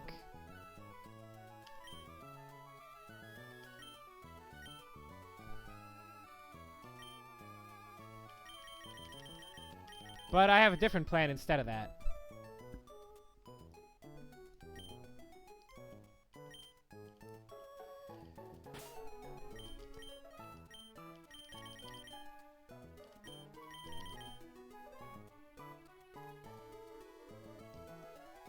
Which, oh, let me switch so you can even see what I'm doing.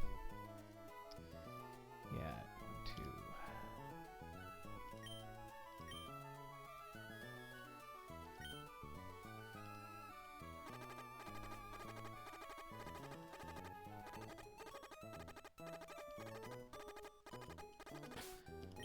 There we go.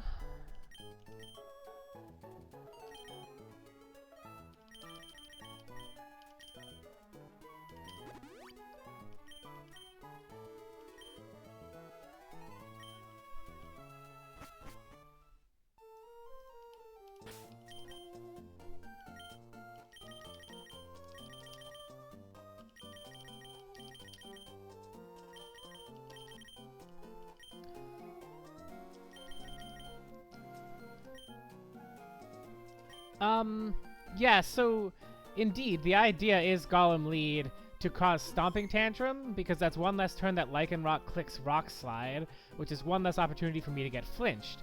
Now, I cannot prevent Kangaskhan from faking out Torterra, because if I was to pre-damage low enough that Kangaskhan fake out kills Golem, then of course Lycanroc Rock Slide would also kill Golem, so I just have to bear that risk. But this is slightly bit more likely to work with the Golem. Intimidate doesn't do anything. Lycanroc is not doing very much damage to my Mons. The Torterra and Sarina, and my plan is to kill Lycanroc first.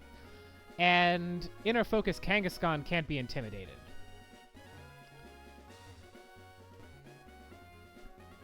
Or at least it doesn't do anything in this part of the fight particularly much.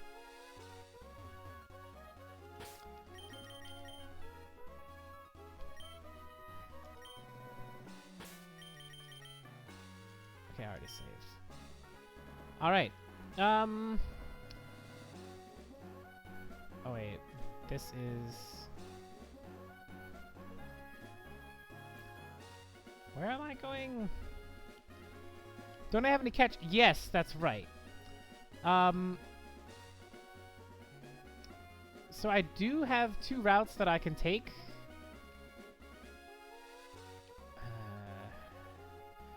Okay, you're right. I can fish Route 111 or 118. Those give me water ground types, which I just don't think is what I actually need to make this more consistent. They're all slow. Well, so, I mean, the run is lost, so I should probably take them now, right? But I want to wait till I actually can see a fight that I'm really gonna end up needing the encounters for. So here, I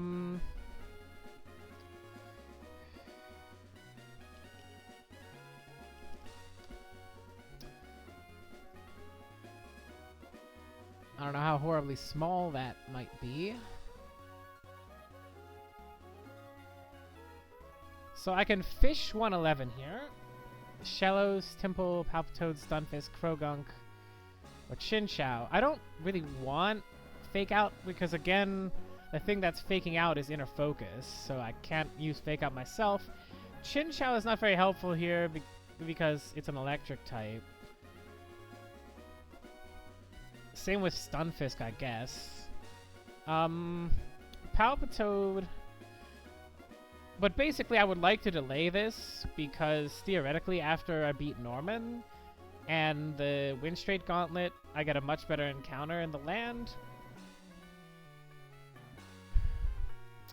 Route 118... I could get Tentacool, which is probably useless. Quillfish is in a Death Box. I can get Araquanid, Basculin, Bruxus, Skrelp. Yeah, you know something. You also make a good point that 118 fish is probably the play right now. That delay is worth less.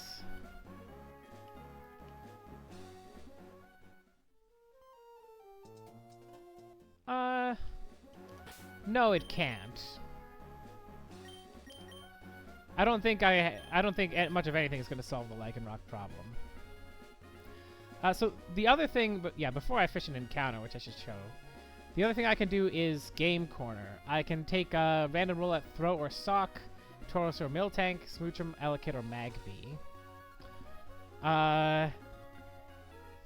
And the imagination in my head says I don't know that these do that much. Now maybe Throw or Sock will. Like, let's imagine here.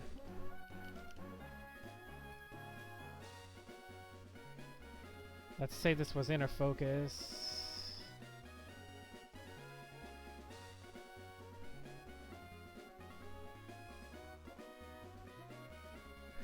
Storm Throw.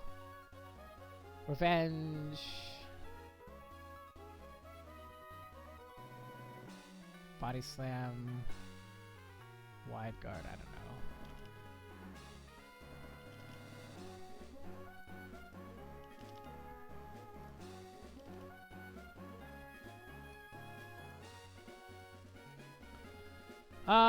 Okay.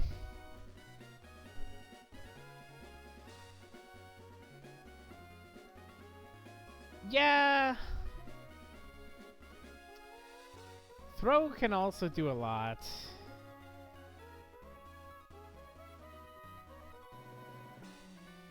Let's see. What would this have? Like Superpower, Throat Chop, Counter, and maybe Double Edge.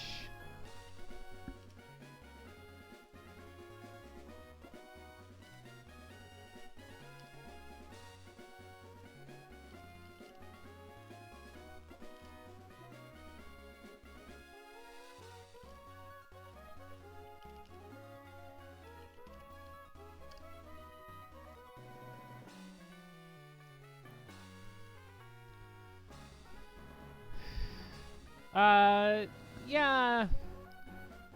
Brick Break, I can... There's a Brick Break tutor. Like... That guy there? This guy here is a Brick Break tutor. So I can teach Brick Break whenever it becomes relevant.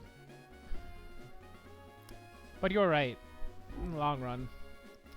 Probably get a lot of use. Like, so here's my thinking, though. I don't think I'm very likely to wipe or even lose a Mon on this fight. My line is risky, but not that risky. So, although you're quite right that Sakura Throw could save the run on this fight, I think that, like, I'm 90% chance, 95% even, to win this fight with no casualties without them. And maybe I want to save that for later. Because maybe I'll need a different Mon or something else. Now, I think there's a great case to be made that, guess what, Norman is a normal gym leader, and so I kind of need fighting types for that. I think the plan here is I am going to fish 118, because this delay is very, very long and not as much of a value as the other delay of 111. So we'll just see what we get. I'm gonna fish this sooner or later.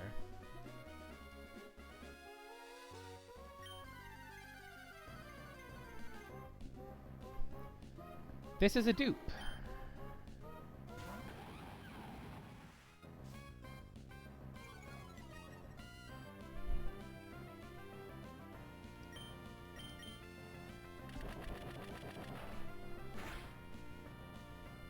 I don't know about luckily. Qwilfish popped off. I had a 31 speed Qwilfish that, like, killed about 10 million things. It's one of the best defensive walls that I've ever had in this game. And I lost it to I basically a 1 in 3 of switching into Shell's Togekiss, and it clicked the one move that could kill me. Or leave me on low enough health that I wasn't able to survive something later in that fight.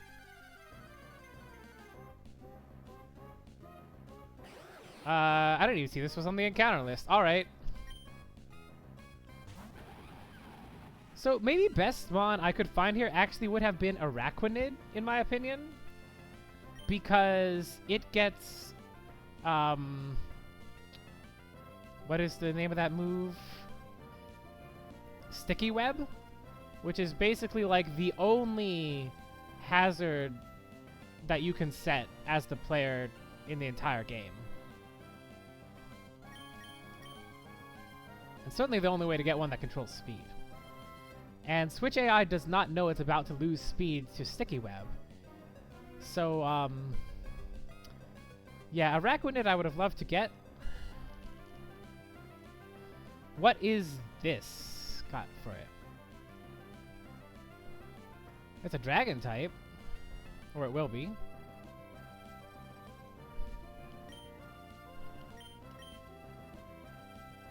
Doesn't have anything to kill itself. Let's throw a single Great Ball and let's see if we get lucky. Yeah. Well, that's pretty lucky. First catch, or first try.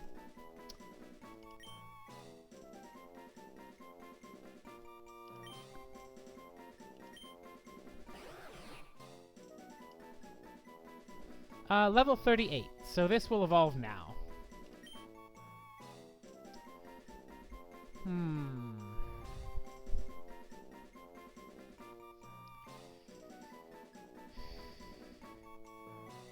Now what is this, you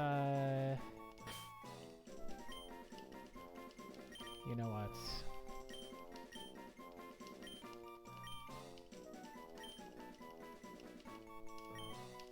Makes sense. Alright, I don't think this is randomly gonna help for this fight. But let's see what we got.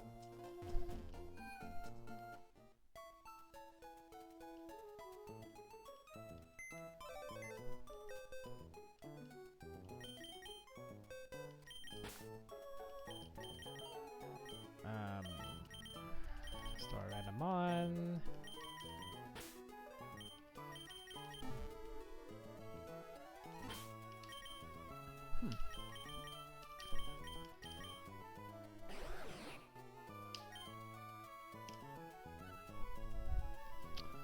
Well, let's see here.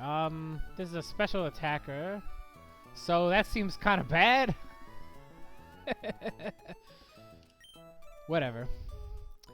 I mean, I haven't had a poison type since Roserade died to Watson. I don't think anything can be used as a sack at this point in the run, mate. Everything's got to pull its weight. Alright, let's see here.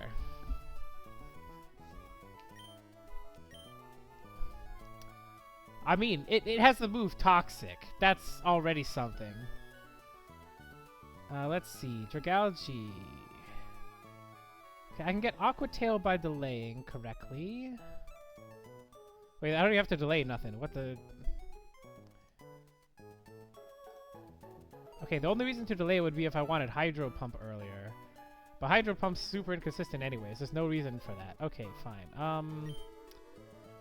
Well...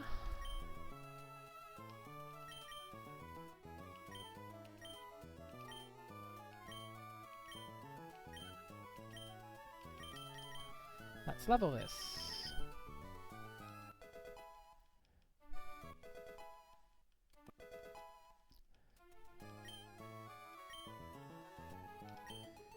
Okay, I don't care about Smog. I'm gonna have Toxic. Haze can be useful. It controls all kinds of setup.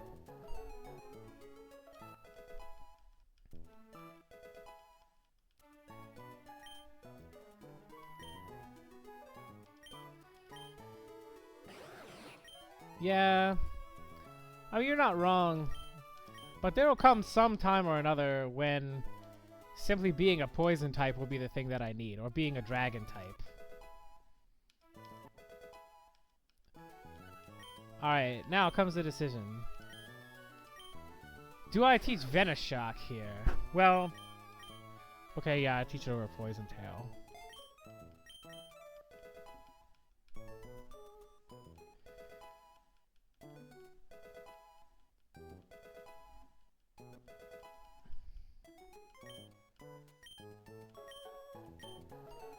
Do I teach Toxic?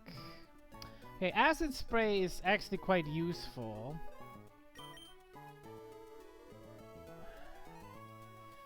Like, okay, I think in the long run, this is a special attacker. I don't care about Aqua Tail that much. Yeah. I certainly teach this over Water Pulse.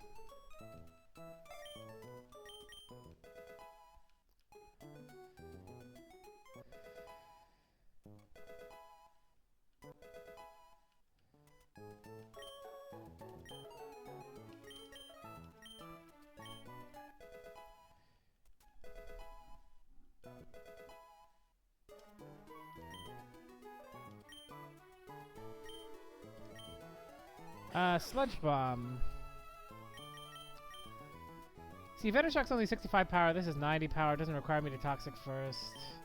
It's less situational. Like, how many times am I even gonna get 2 or 3 turns on an important fight to do all that stuff, but not have enough time for the Sludge Bomb to more slowly work? It's not... It's gonna be a rarely that's gonna be a problem.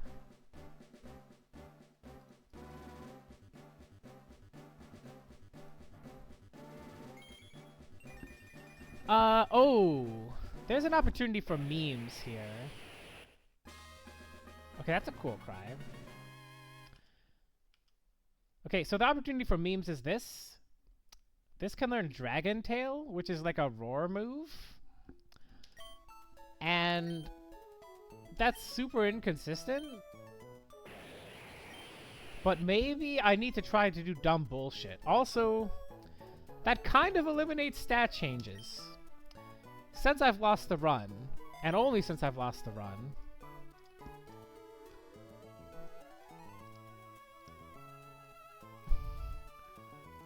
I'm gonna gamble on that.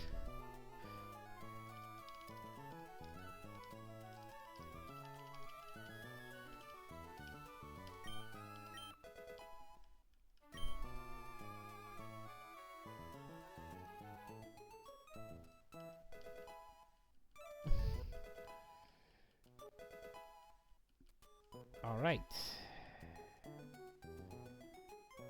Let me run my script. Oh, that's a good question. What hidden power do we get? This Regalge is hidden power ice. I don't know, that might matter. Good to keep in mind.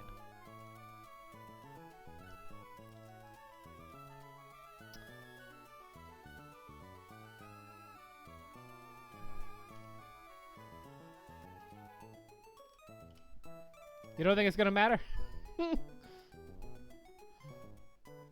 Alright. Does Dragalge do anything on this fight?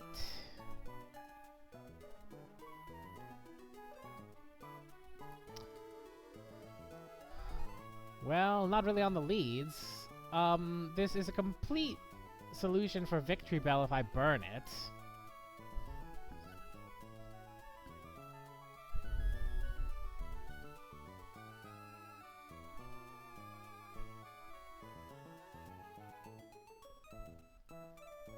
Ah, yeah, because Dragon is weak to Dragon, and this is, like, not fast enough. Yeah, you're quite right. See, this is why I shouldn't be playing Run and Bun. Like, somebody with actual knowledge of Pokemon can come in and see these points. And I have to learn them painstakingly by, like, thinking about it for 20 minutes. Okay, I don't think this changed this fight. Let's be real. I'm not getting through this next few battles without a casino encounter. However, maybe that casino encounter has to be something else.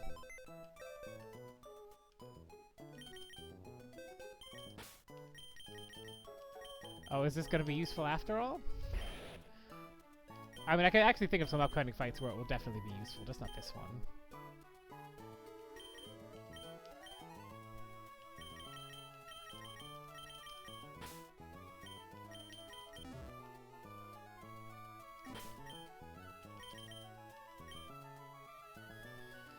So definitely taking out Lycanroc first. Because the point is that Victory Bell is not very dangerous to a lot of things I have. So I take out Victory Bell second, and then it's a 2v1. Whereas if I took out Kanga first, then Fearow comes in, and Fearow has pretty good coverage. So like either Drill Peck or Return is probably pretty dangerous, no matter who I send in. Lycanroc is Focus Sash. They thought of that one. Because it is not very bulky. But, yeah, Focus Sash. Lycanroc is Focus Sash, and Kangaskhan is going to be faking out a random Mon turn 1. So I can't even guarantee that this thing dies before turn 3. Well, that's not true. Both Torterra and Sarina kill it turn 2 together.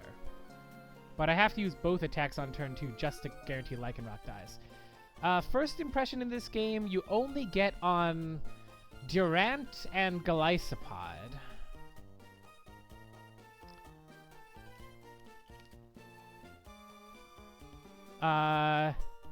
And Trapinch, where you can delay it way past when you could evolve it to Flygon.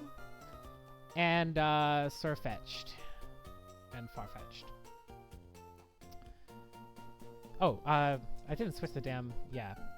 This is the list of everything in the game that learns first impression.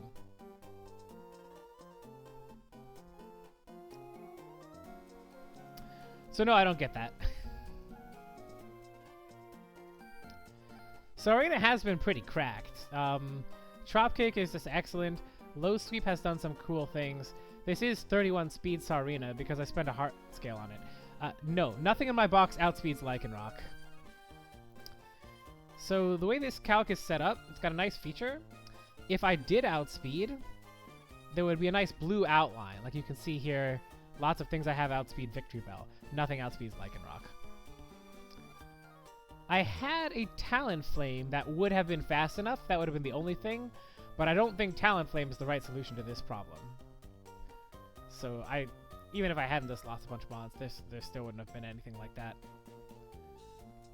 Last run, I had more mons at this point, and I still didn't have anything to outspeed this Lycanroc. Because, I mean, this is this game in a nutshell. This is 31 speed IV Jolly Lycanroc.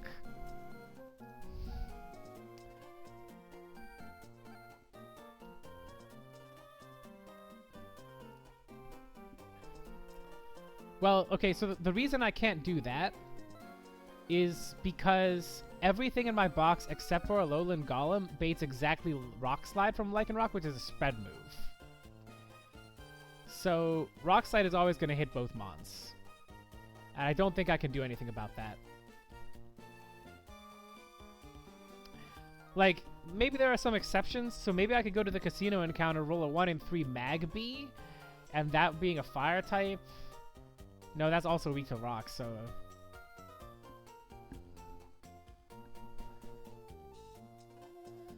Good question. So, Masquerade is always dead to all rolls of both these moves, so Rock Slide can always be clicked. It would be 50% in that case. Also, he cannot switch in without being killed. Or she cannot switch in. So I don't think I have a better option than this pre-damaged Golem Alola, which can get him clicking Stomping Tantrum for 1 turn. And then that does almost nothing to Sarina, so the damage itself isn't a problem. The AI prefers priority move exactly when you are slower and can kill them on your turn. But it knows that it has Focus Sash, so it thinks that it is not able to be killed. And also it knows that it's faster, so it thinks that it doesn't need to use a priority move. But you're right. If this was slower than my Mons, and it saw that I could kill it, and it didn't have Focus Sash, then it would be clicking Excel Rock all the time, even when it was the weaker move.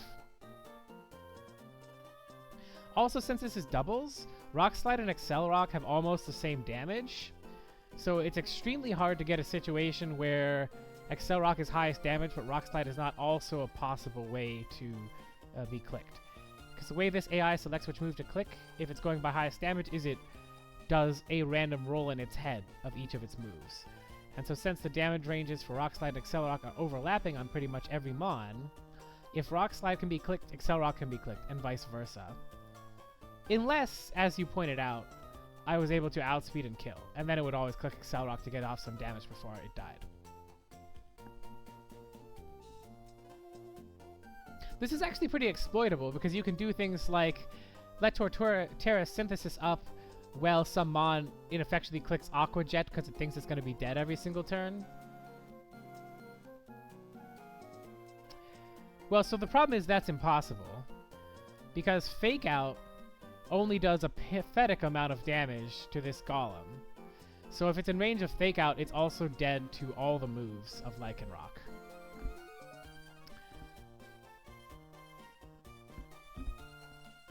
And yes, that could be Stomping Tantrum, and that could be Accelerock. But it also could be Rock Slide. So it's like, do I have a 50% chance that the Fake Out goes into the Golem slot and Torterra gets an attack off turn 1? Or do I, you know, deal with the 30% chance of Rock Slide into Flinch, having guaranteed that the Fake Out goes for the other side?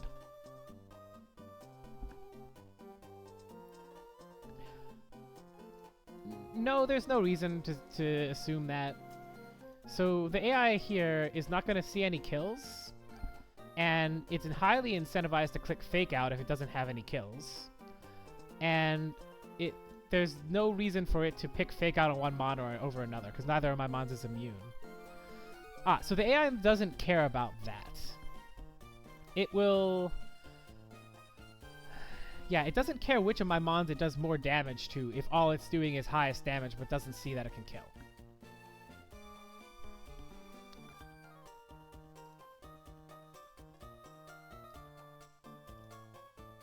Otherwise, you'd be right. Yeah, now, I do think that I'm decreasing the chance of Torterra flinching if I pre-damage this Golem way down low. But I don't want to do that because, number one, baiting Stomping Tantrum at least means there's less damage on Torterra because I'm not getting the damage from the spread move Rock Slide. And number two, this Golem still has most of its HP, so after I get rid of the dangerous Stomping Tantrum Mon, I could potentially, in certain cases, bring it out later, I guess, maybe, and not have it dead to non-crits. Yeah, so I just have to pray.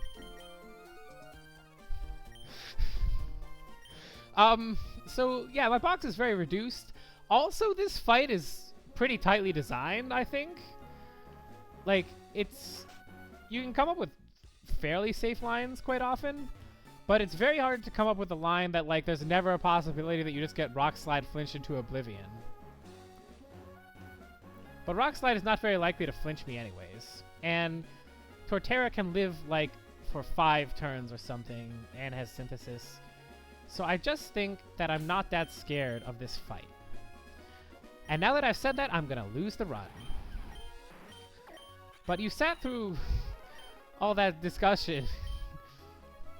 So I think I owe you to at least see the results. Yes, this is the right... Yeah, good question. Should I bring Dragalge for Victory Bell? But I think the answer is no. Because, like, what is the plan for Victory Bell? It is to go into Staraptor after all the Pokemon with Rock move is dead, so it cannot just, like, kill Staraptor. And then Staraptor can outspeed and one-shot Victory Bell before it can do its Salac Berry gluttony nonsense. That is also why Staraptor has a Chesto Berry, because of the sleep.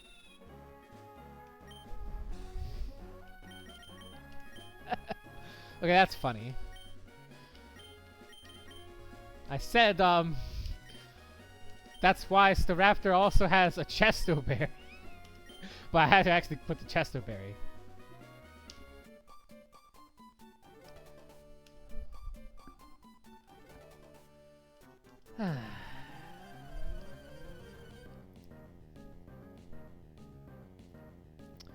Like, this is around the part of the game where a good player who's got a good box through the first, like, 5 bosses is no longer ruling the device. I'm not a good player. I've never played a Pokemon game before this one. And I am certainly don't have a strong box. So we are rolling dice. Another thing I could do is Giga Drain this Lycanroc, just for the healing in the scenario where I don't get flinched.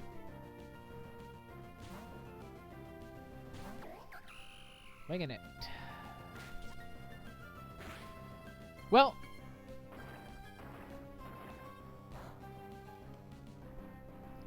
look, I mean, at least they didn't do a lot of damage. Good question. Yeah, that would be very smart. The AI does not think like that. It does not think like, okay, my partner's gonna kill this golem, so I'm gonna fake out the other guy. They each decide their moves independently, except for like 2 battles in Tate and Liza's gym. Or Pokemon with very, very specific moves. Like Fling or some other stuff. Alright, so we are gonna Giga Drain Lycanroc. And, is this ever... Should I ever click Rapid Spin here? No. There's no point for that. Otherwise I wouldn't Giga Drain, so...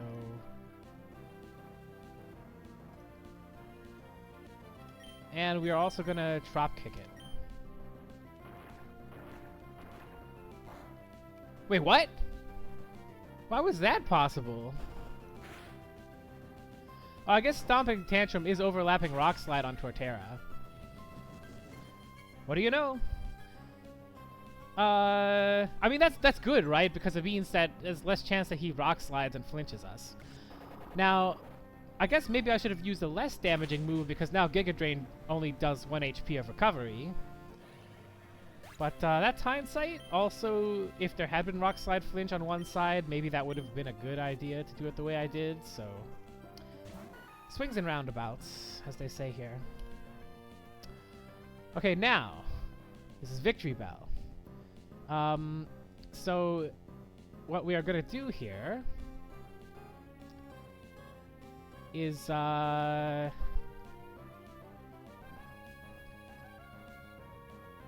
suppose I can start to chip down Kangaskhan a little bit.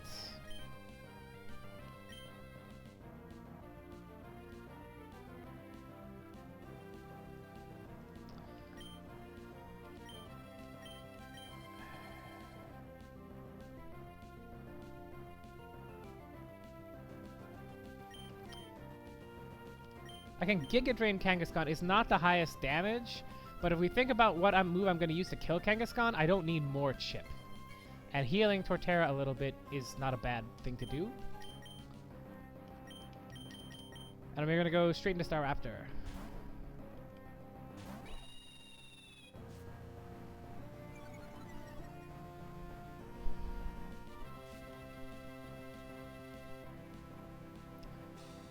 Alright, let's see return into Torterra.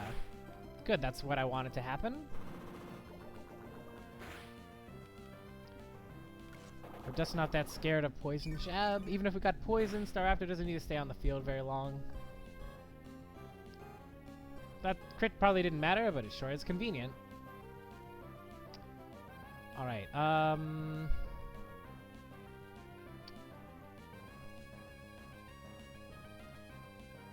okay, do I think about this correctly?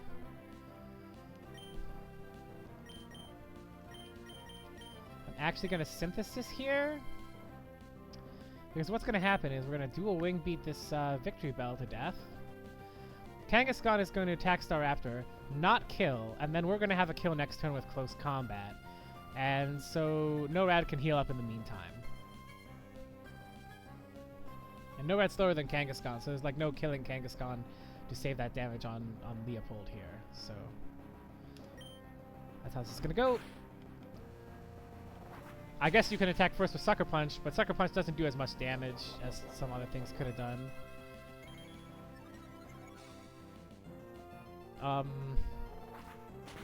In fact, I'm not even sure why it could Sucker Punch. Oh, it could... Ah! So actually, there was your priority AI in action there. So Kangaskhan had higher damage moves against Staraptor there, but he had to Sucker Punch because he saw that he was dead to Staraptor close combat.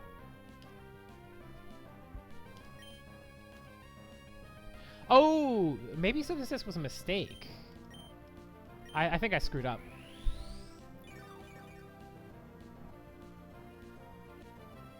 Oh, no. We're totally fine. We're totally fine. Yeah, so Fearow does not come in because this is fake double. So... And in fact... Yeah,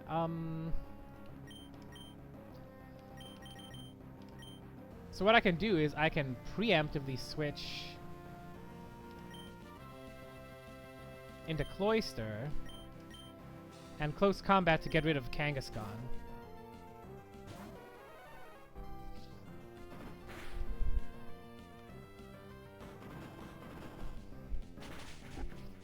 First close combat I've ever thrown.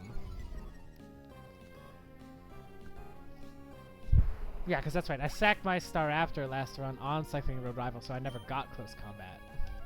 Whereas this run, I lost all my other 5 mods. The Staraptor lived on like 2 HP. Alright, Fearow. So we are going to Icicle Spear, which probably kills this, but maybe not. And, this is Sniper Fearow, so we are like super dead to crit. However, it's only ever clicking return into this slot, which means that I can go into a Lowland Golem because it's never clicking Drill Run. Okay, yeah, and you called that before I even looked at chat, but there you go then.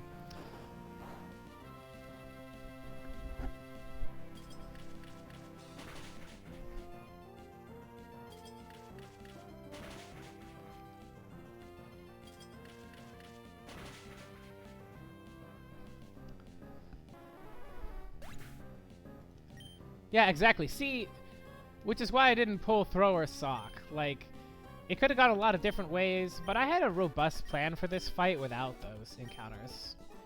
And maybe I'll need one of the other casino pulls at some other point.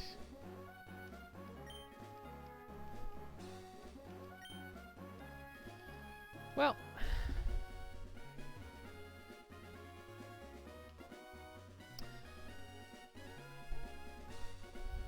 You really seem to know what you're doing. You ever play like Emerald Kaizo or Renegade Plaid or something like that?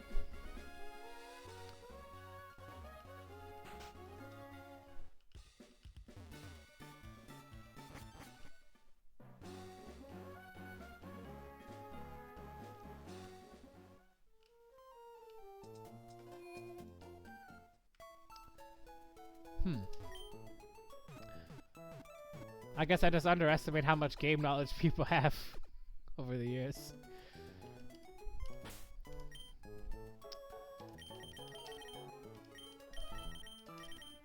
Yeah, this game is a pretty slow grind for me since I like have to...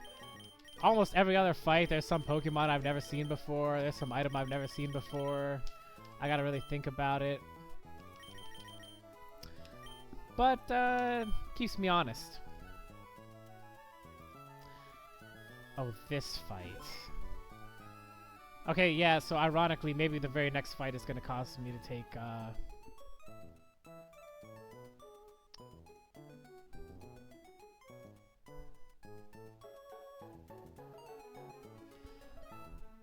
Ah, nice.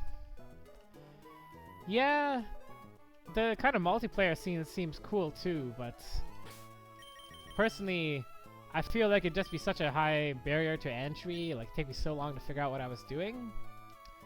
Whereas with a game like this, I can, like, take my time more. It's a little less frustrating. But I do like watching sometimes.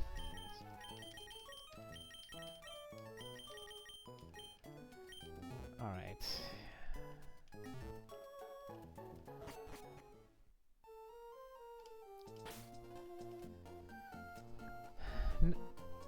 So the next battle is Guitarist Brian. So we have X-Sploud with Scrappy, Toy Scarf, and just Boom Burst. So this is where Thrower Sock would come in handy. We have Chateau with Boom Burst again. So I guess we have like a sound fight.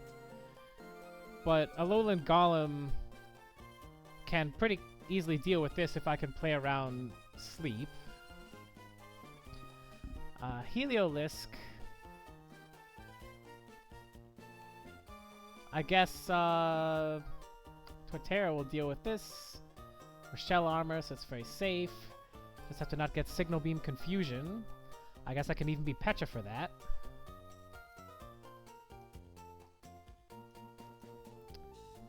And Snorlax.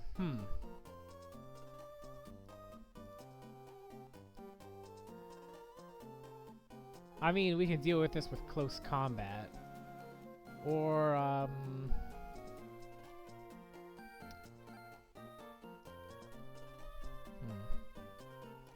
Well, Staraptor close combat. Yeah, good question. Staraptor survives everything except for Maxwell Crit. We are exactly dead to Maxwell Crit. It's a 1 in 256. We're fine. The problem is that Staraptor is the most obvious counter to Snorlax, so I might prefer to deal with the lead a different way.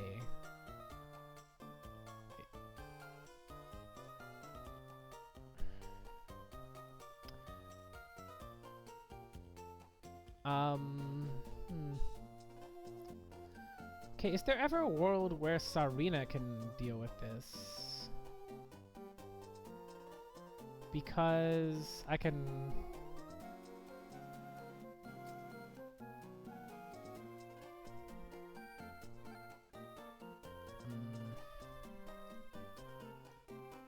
So she's not living... not if she gets crit at any point. If I'm playing around crit, then Sarina's not dealing with this. I was thinking maybe there's an angle where I rapid spin, and then I'm faster. But it's not going to do enough damage that way.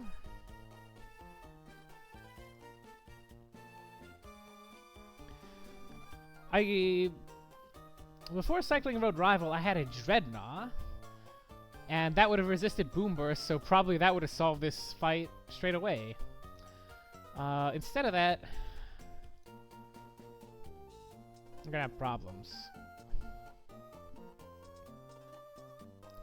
I have Silk Scarf, but Silk Scarf is not gonna be enough. And I don't have Normal Gem. So, yeah, because I would need... Muscle Band is gonna do a lot more than... Well, so if I put Silk Scarf, that's gonna boost Rapid Spin's damage a little bit. But most of the damage in this two-shot is coming from low sweep. And I don't have whatever the fighting type held item is. So the best I got is Muscle Band. That's going to be way more, because I'm boosting 2 moves and the average is more by half as much than with Silk Scarf. And I'm just not seeing where Silk Scarf is in the list.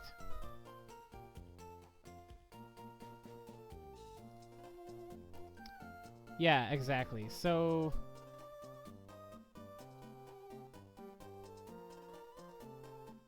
I'd say that this is like less than 50% to kill.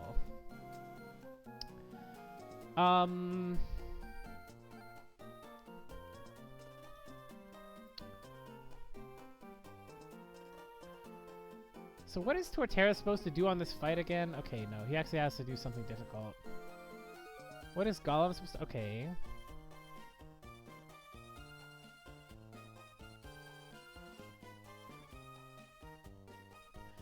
Okay, so, we can start off with a Golem Bulldoze.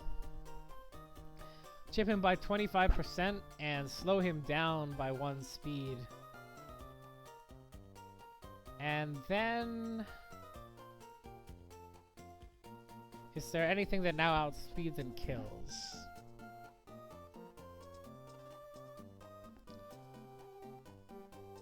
Well... yeah, that doesn't actually help Staraptor.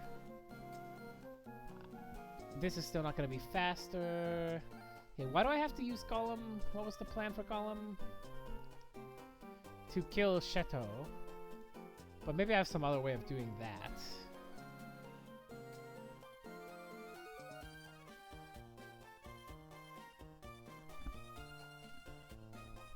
Yeah, that was the plan. But maybe Golem can take out this Exploud instead. Because he is only dead to like double crit and I can put a Citrus Berry on him. Then for Shadow, I can switch in with Wall Rain and one shot with Aurora Beam. And I only have to play around Sing. I could even burn myself to deal with that. And depending on what moves I'm baiting, I can be safe from... like, Boom Burst is only going to kill if I get crit twice or there's Citrus Berry. So here I'm dying to hit plus crit. But it does like 113%. So I die to hit plus crit, but not hit plus crit after Citrus Recovery. So if I get crit the first time, it's safe. Also, if I can bait a move other than Boom Burst when I switch in, then I'm not dead to hit plus crit, I'm pretty sure. I'd only be not even double crit at that point. Dragalge...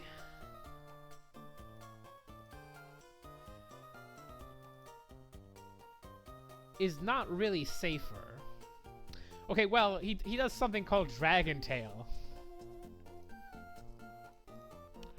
So another thing I could do on Exploud is Dragon Tail and send something random out. Like, how would that go for me? If it was Heliolisk, I could actually fight it. If it was Chateau, I don't think I've actually improved my situation whatsoever. And if it was this Snorlax, then I'm switching Staraptor in on Earthquake, which is very nice.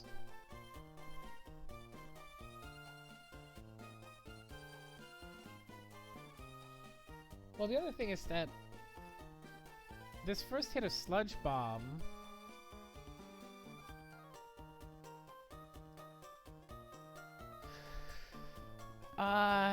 if I was to be Poison Barb,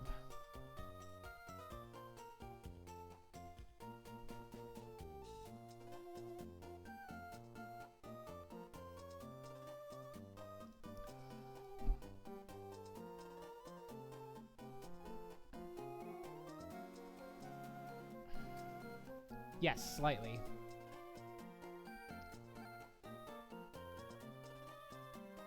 Yeah, because it's 140. This is normal flying, so stab is the same. Boom Burst is 140 base power, and this is only going to be 130 after considering the bug weakness. It's overlapping rolls. One thing to consider here is that Sarina can't be put to sleep.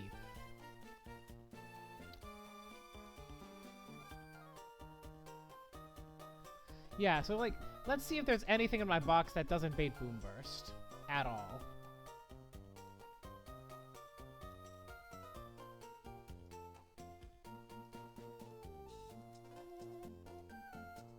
Nope. Boom Burst is highest damage to everything. So I can't really play around that. Alright, but...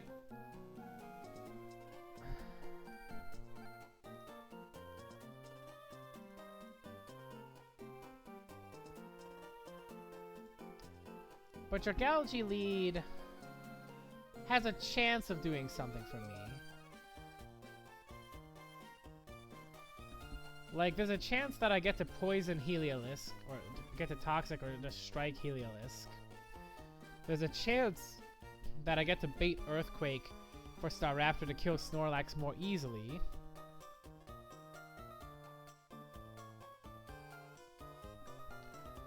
Well... So you're quite right that I could do that. I just take a Muscle Band and reliably kill Exploud if I don't get the 1 in 256 max for crit against me. And kill Snorlax with, I mean, hell, Tsarina can probably do that. And Torterra can contribute. This is physical. I can chip it down with Trop Kick.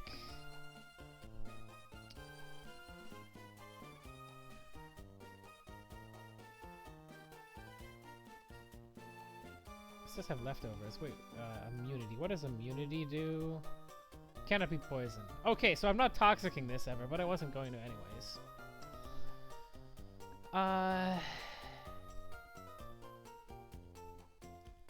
But the Dragalge memes, like, I'm actually being serious. So, like, if I chip Exploud with the Dragalge, that just means that when I try to kill it later with Golem, it's less of a problem. Oh, but Golem is what makes Shato safe. Right, yeah, I remember why that's stupid. Yeah, so Staraptor is pretty safe. Golem makes Shato safe. I no longer need Wall Rain. Heliolisk is hard counted by Torterra, pretty much. And Tsarina is going to deal with Snorlax. And this is not like a setup Snorlax. For being Shell Armor. Apparently not, because he is just dead to Boom Burst.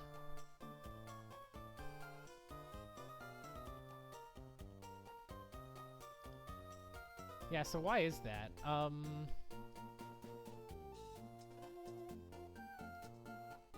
Oh, because this Cloyster has rubbish special defense. So that's why. And Walrein's less rubbish than that. Yeah, so I think this is I think you are right. Memes aside. It is probably close combat to kill Exploud. Then I have a counter for Shato. I have a counter for Heliolisk. So then there is only Snorlax. Tsarina can do some damage safely, even if she doesn't destroy it completely. If I am high enough HP, which I won't be, I can go back in with close combat. I don't have a great way to prevent rest.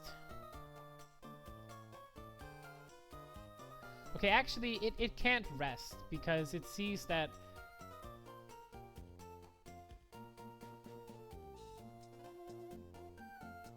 Can this rest?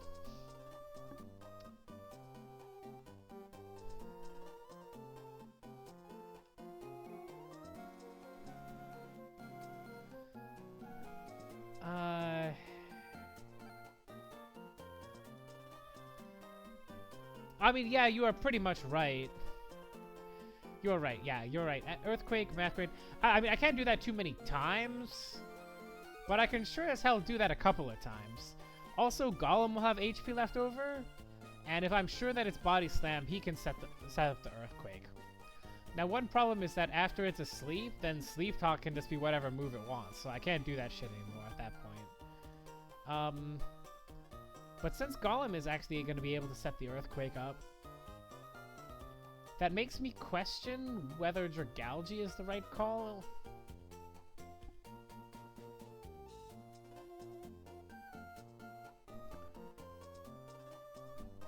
Well, yes, that's true. And then at that point, I could just go into Torterra again and, like, synth up. Or I could make sure I'm synthed up when I fight Heliolisk, potentially. So, that makes a lot of sense. Like, the only question to me is there a better option?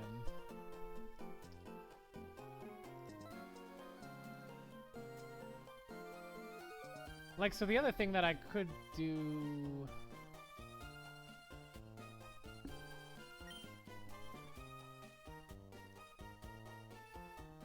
Yeah, so that doesn't bait Earthquake. But it does something. Well, it has Charm. Okay, yeah, you're right, Charm. I wasn't thinking about Charm.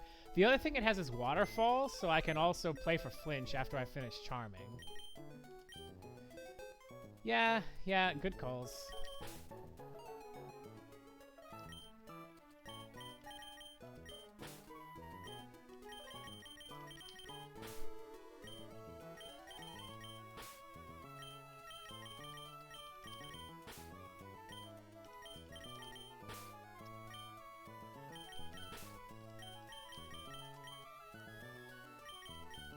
Ah, and of course the star of the show.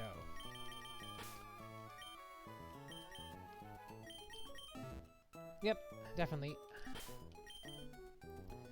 So let's see, what are we gonna need here? We're gonna need the Muscle Band to guarantee that we kill turn 1. And then, like, what else? Gonna need Chesto so that we cannot be put to sleep by Chateau. We're gonna take the Person Berry to try and mitigate 10% Signal Beam confusion. Sarina...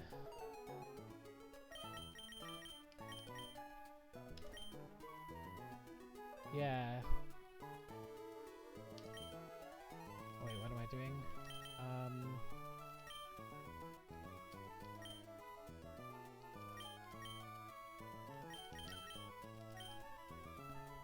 Sarina can get Cherry because of Body Slam Paralysis.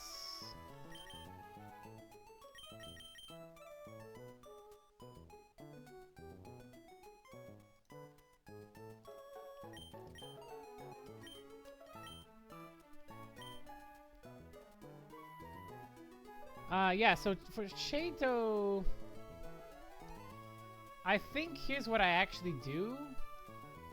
I simply, go into the fight burned.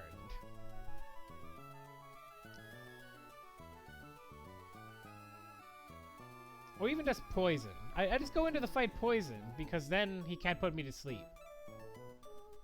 Or burn me with Heat Wave.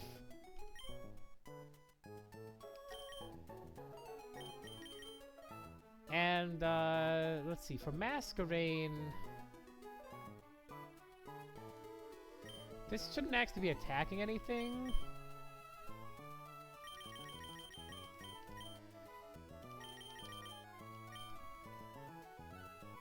I get half damage with Burn.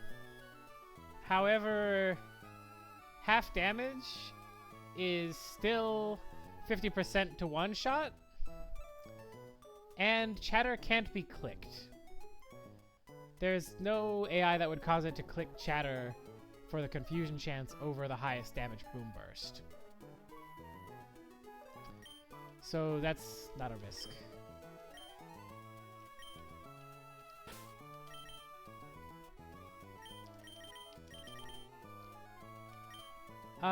But you're right, Burn is not better, because if I was to Burn, that is going to increase the amount of times I'm going to have to get hit by...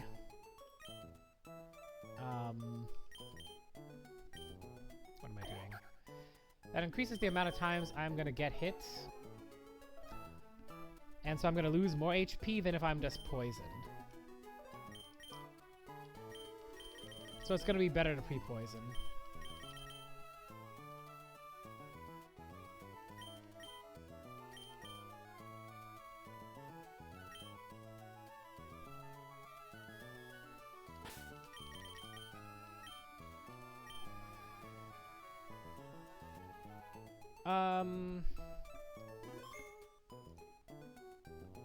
Well, but the point is, if he Earthquakes, I'm assuming I'm dead.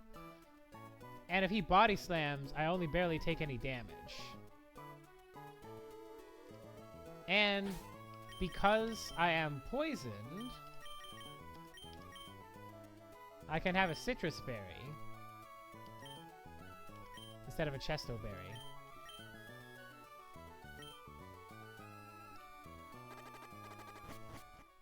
Now the important thing is I gotta remember to heal up before I go into the fight.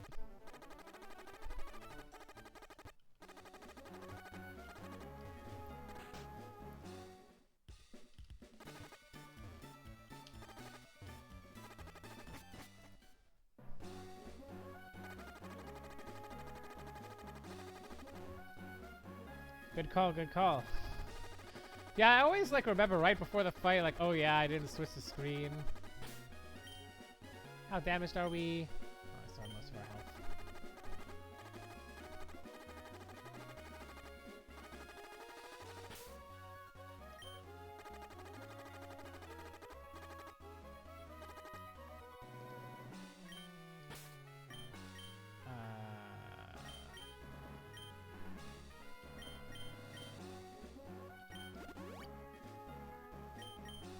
Alright, and I'll heal a bit more when I actually see where the guy is.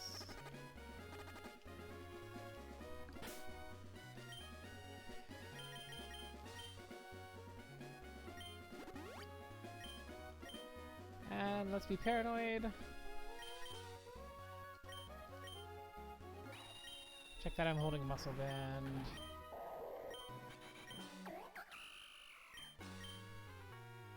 Yep, items look correct.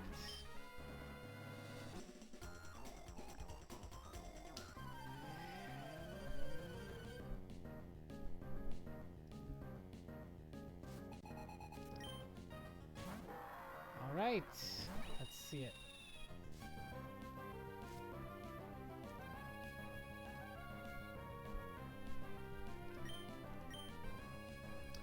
One and 256.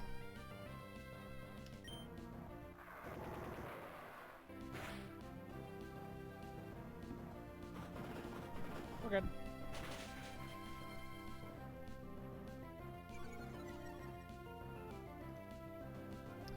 So this will be Heliolisk. And unfortunately, we can't guarantee what move this is. This is 50% Thunderbolt,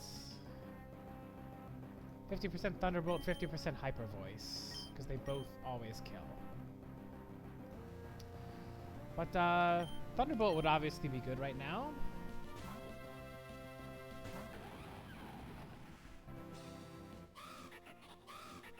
Unlucky.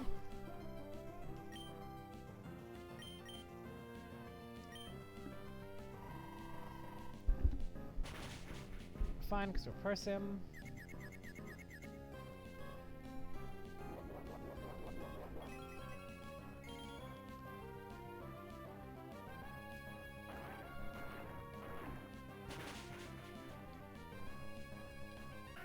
Well, now I'm glad that I put Persim instead of a Citrus Berry. 10% confusion.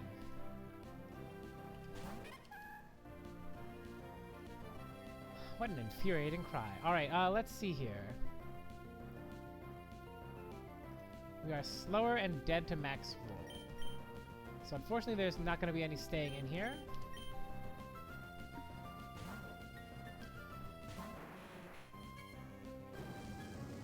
Heat Wave. What does this move even do? 10% burn. Alright, whatever.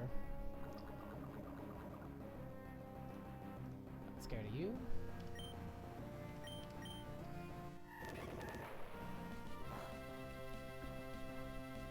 Get our Citrus off. This is Rockhead Alolan Golem, so does not even recoil. I delayed this a long time so that I could get Wild Charge, and if there's any chance I make it past Norman, it will be because I did that. So much damage. If you can get it in safely. Alright, this is always Earthquake.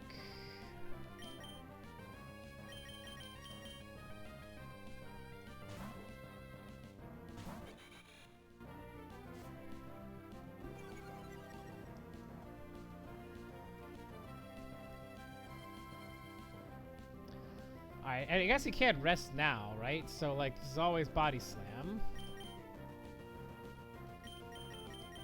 So we can just do that again, yeah.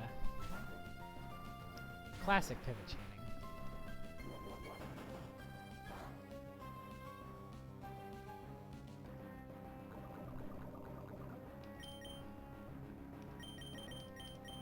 I don't need to intimidate that many times before this becomes quite safe.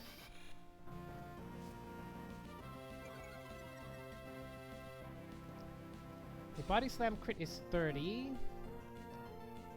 Poison does... jeez.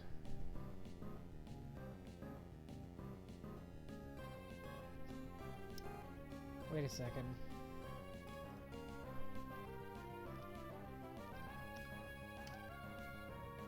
Okay, 45.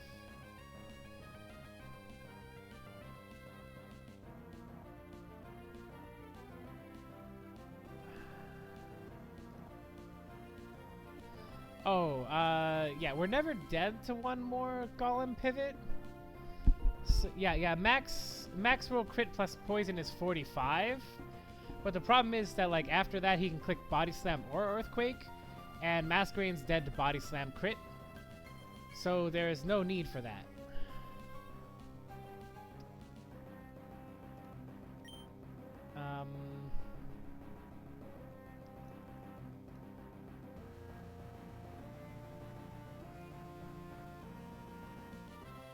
Sareena has better damage. Walrein has better ability to charm, as you point out. So we go Walrein first and charm. And just make it more safe for Sareena. Surely, right? Well, he could always have minus more. So, like, ideally, though, I mean, because he can crit through the attack drop.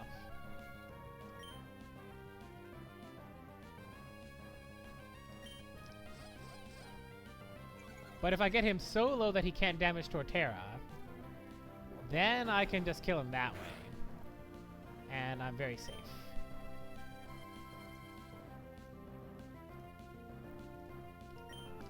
There's no reason not to charm to -6 here.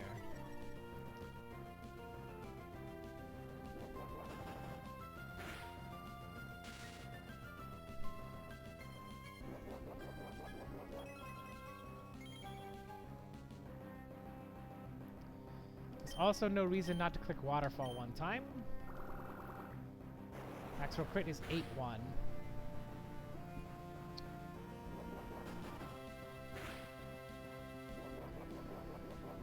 Well, my calc says max roll crit is only 81.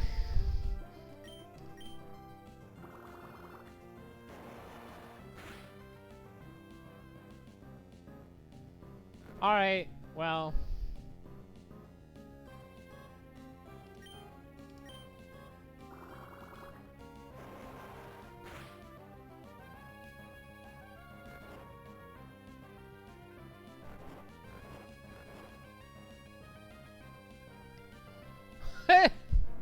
Bad luck for him. It's like you're having that dream, and then in your dream you're so sleepy and you fall asleep, and then you have a nightmare in your nightmare.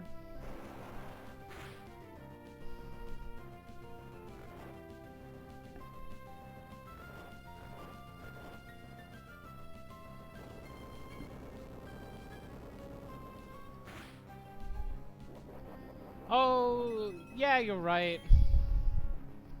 Look at you actually knowing how the game works.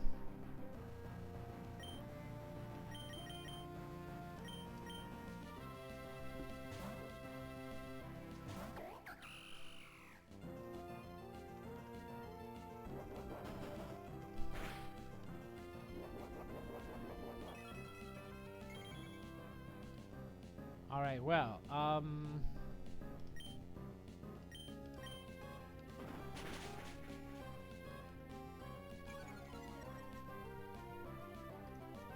as if his speed didn't need... Yeah, I guess he couldn't click rest there. Or maybe he couldn't because I had killing rolls?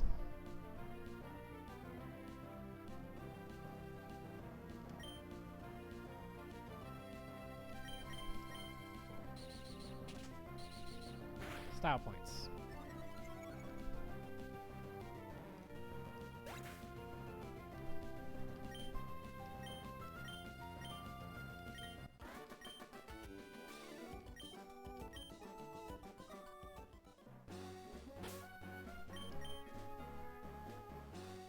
Indeed.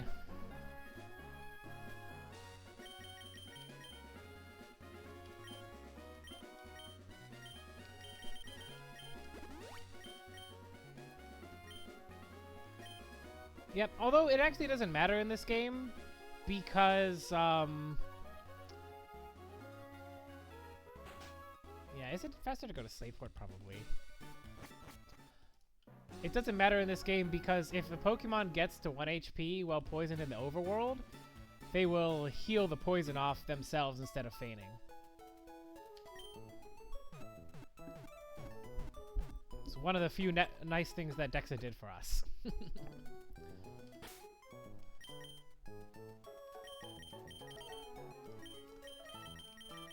But, I mean, he did a good job, or she did a good job. I'll heal her poison anyway, right?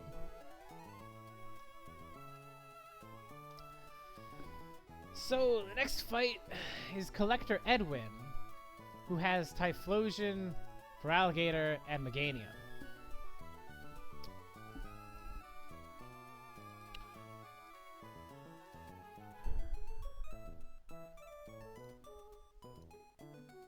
I remember this fight being a problem.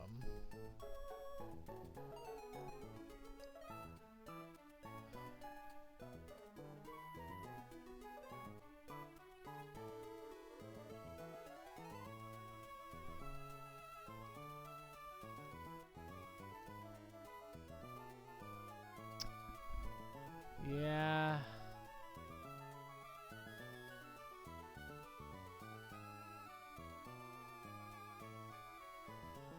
And it is still a problem. I mean, I can just get, you know, just don't get crit, bro. It's fine. But if I get crit, then obviously I'm losing Alolan Golem here. The other two should be dead easy to deal with. Like, I'm not even sure I care if this clicks Swords Dance. Sarina is still handling it with Trop Kick. And Meganium I have lots of counters for.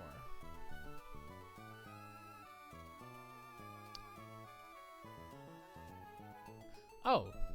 Fuck, you're right, yeah. Of course, Dragon gonna wall the fire type.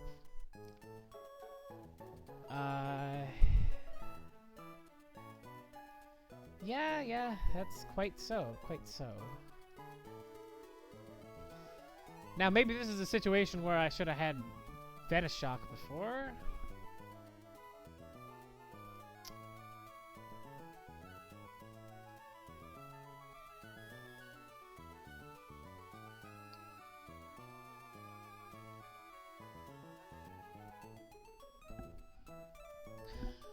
Well,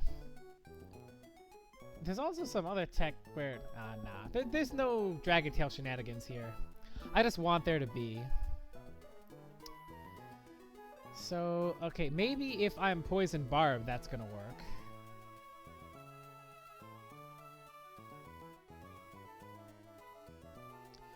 Okay, let's see. So Acid Spray is gonna do 24.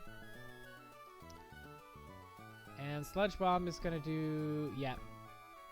Okay, with Poison Barb, that's gonna work.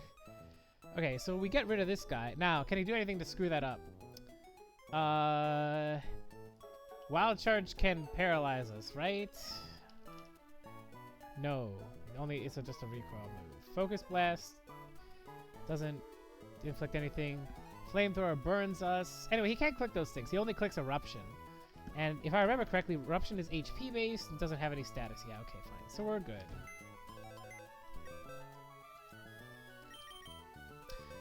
I'm still in the stage of my Pokemon career where I have to look up every damn move the moment it happens. And I paid the price a lot of times. Last run, I lost like 3 Mons because I didn't correctly think about what Acrobatics did. and Hawlucha with a Flying Gem acrobatics like most of my team.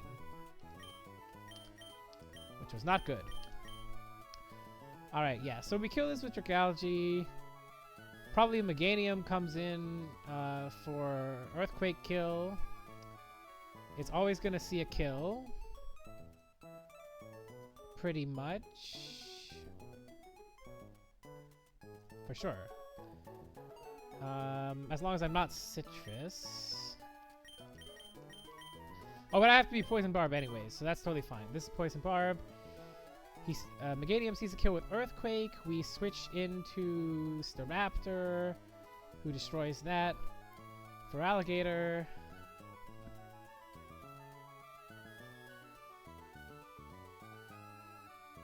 Yeah, I mean, we only need Staraptor for the Meganium. Because he's never clicking Swords Dance here, and he doesn't have anything else for us. So yeah, for Alligator, he gets Swords Dance once, but Sarina Trop Kick controls that and prevents it from getting any worse. Also, Torterra can be a backup plan for that. And, if I'm gonna bring 6 Pokemon, I'll bring Masquerain just in case I'm been an idiot somehow and there needs to be a random Intimidate thrown out. And, let's say...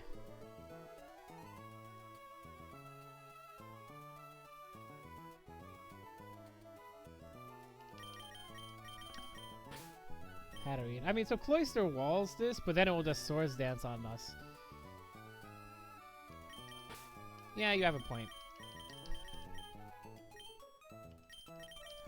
I mean, we'd have to completely misunderstand what's going on for that 6-mon to come up anyway, but yeah. Alright, so items. Poison Barb, I swear I have one somewhere in here.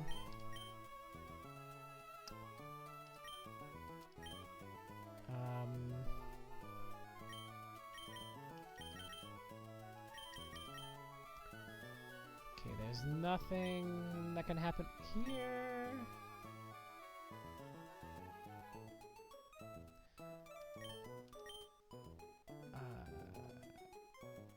There is... Oh,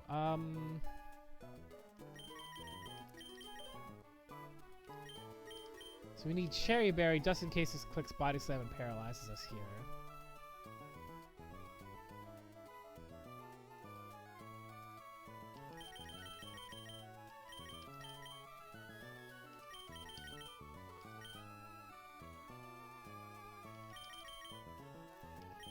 Citrus Berry, because if we use this mon, something's gone horribly wrong. Well, you know what? If I'm using this to, like, priority kill with ice, never melt ice, makes a slight more chance that that's gonna work in whatever imaginary scenario. Masquerain.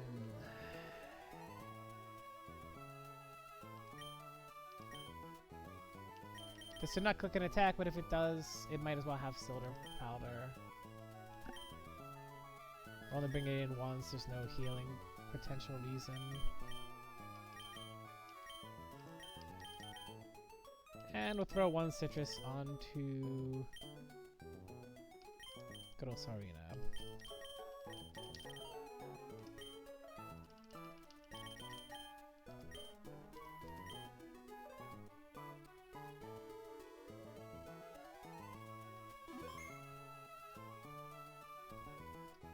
Okay. And I actually remember to switch the screen this time.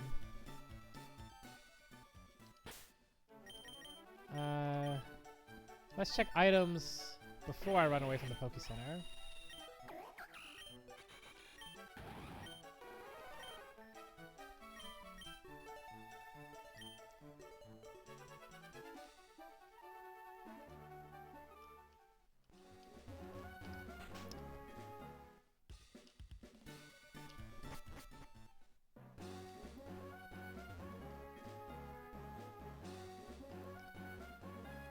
which way did I come from? Yeah, I'm going the right way.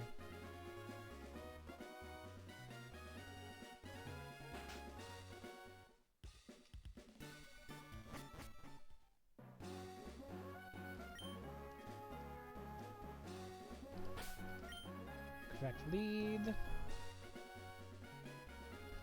Wow, it's cool that Dragalge gets to do something.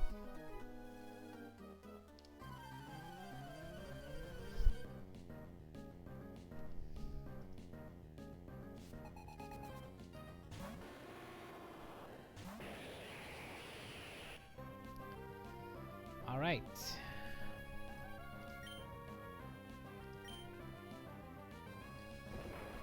I mean, sometimes all you need to do is be a dragon type.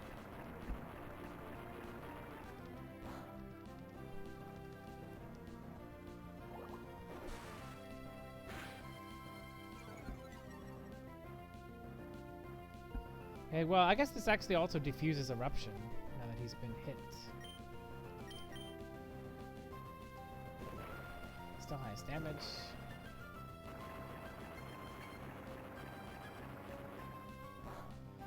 Oh, maybe I didn't account for that correctly. Oh, well. We were probably dead to double crit. Can't do much about that kind of thing at this stage.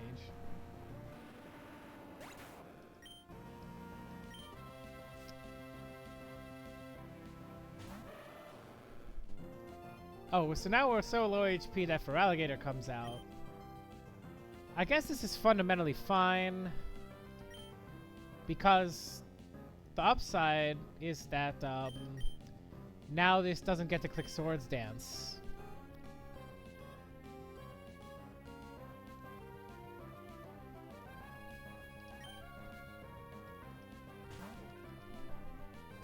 Which was something we were concerned about.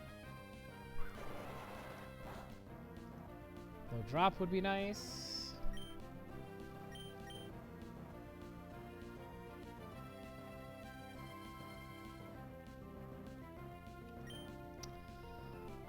Okay, so technically speaking, is there any reason I don't click Rapid Spin? Because that would take me from being slower to faster.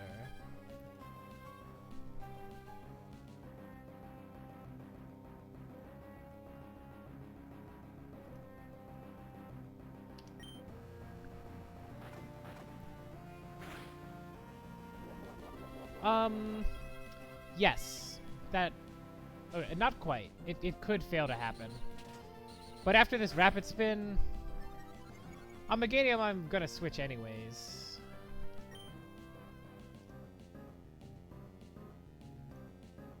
I have plenty of answers for Meganium, so I'm not worried about that. The only concern here is Sarina beating this safely. Also, by doing this, now this can click Scary Face instead, because it can decide that it wants to lower my speed. Or maybe it can't because it sees that it's dead so quickly.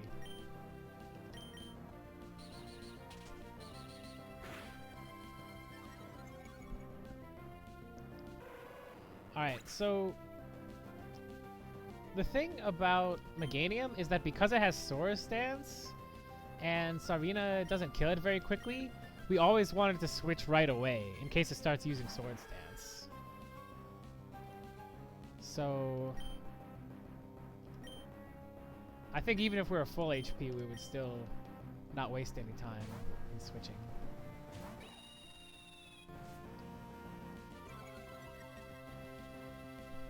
Now, since we have Intimidate, one Swords Dance ain't so bad anyway.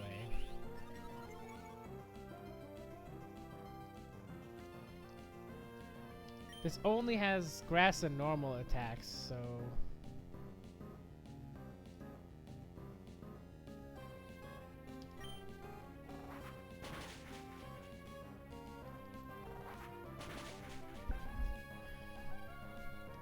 yeah, nothing interesting.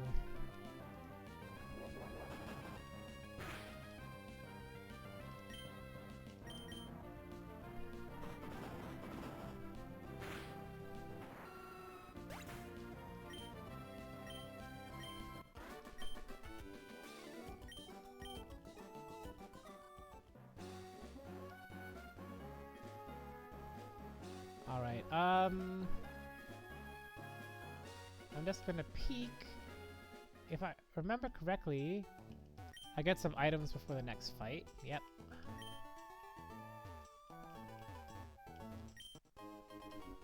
Oh, well, that's useless. Yeah, that trainer is usually easy, but like every so often somebody gets there and just has like no check for one of the 3 mons. And so occasionally problems can arise.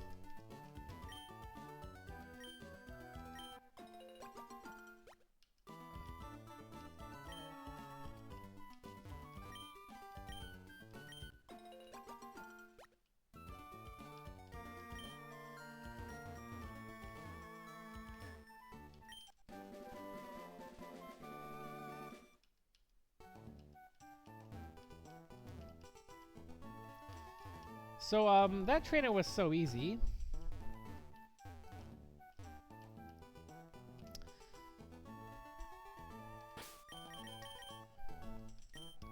So let's just take a moment and look at what is the next trainer. Which I am not going to do tonight because this is going to take some time in the calc. So this is the double battle versus Black Belt Rhett and guitarist Marcos. I guess maybe you can just read the set here.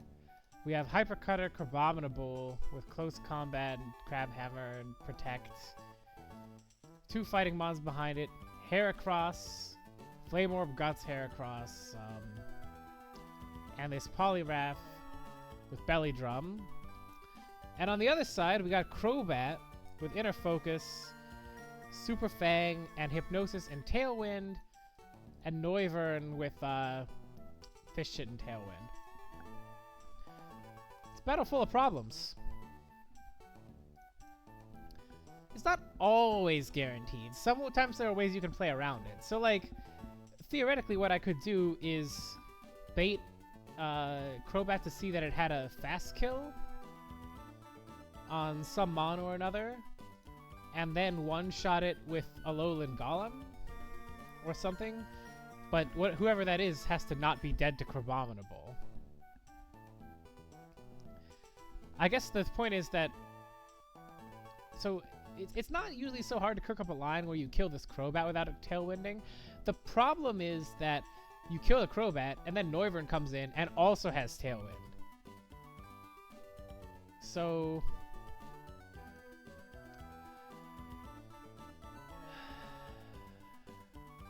Wise Glasses Hatterene, eh?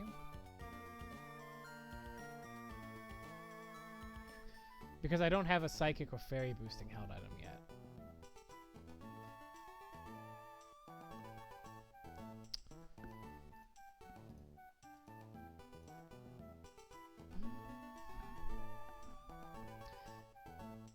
Not quite enough to one-shot Noivern reliably.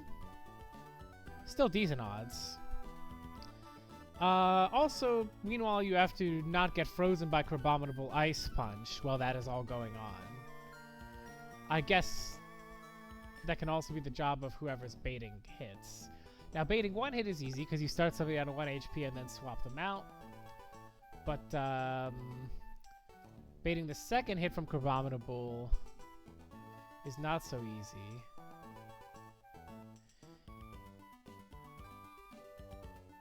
Yeah.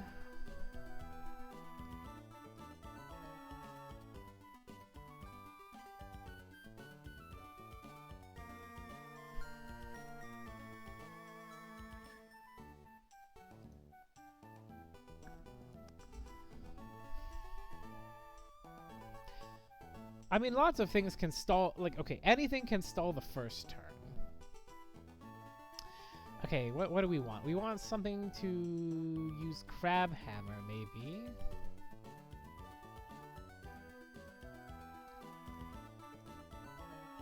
I don't have anything that's gonna do that. Ah, okay. Yeah, we start with Masquerain. Bait Ice Punch, do a Wing Beat.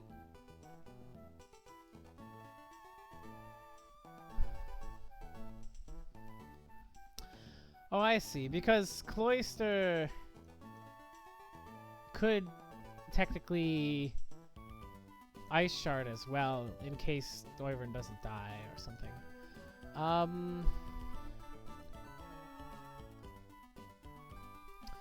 Yeah, so how would it go? Let's see. So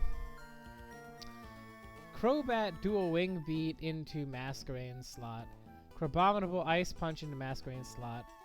Keep in mind that this is minus Hypercutter. Hypercutter prevents Intimidate, right? So this is not going to be lowered. Okay, Ice Punch. Cloyster soaks that. He can be pre-damaged a little bit. He baits Close Combat. He baits Dragon Pulse. Hatterene probably also kills the Noivern.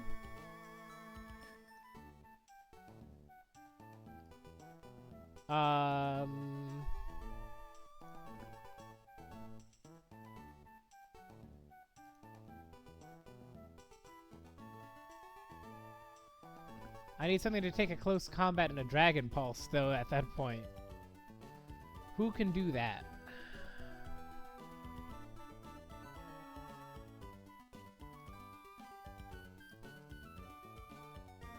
Okay, Torterra can do that and live.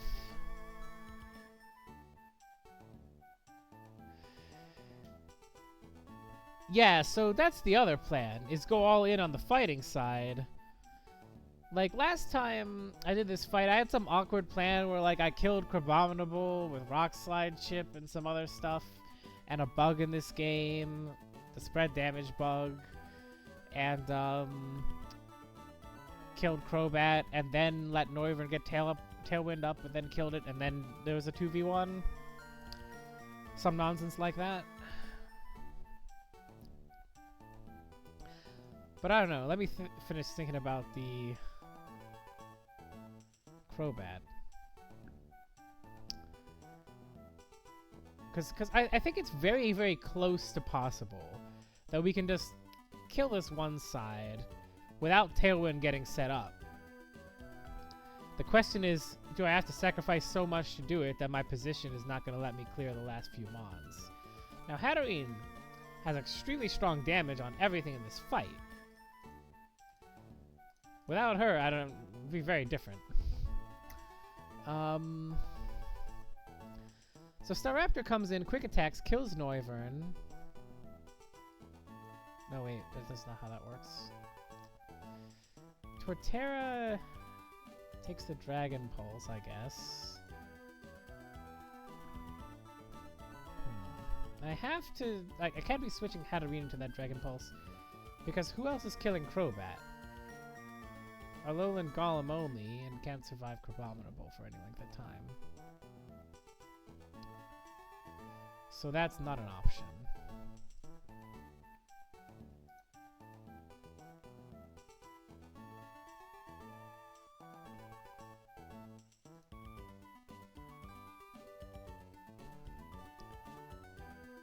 Yeah...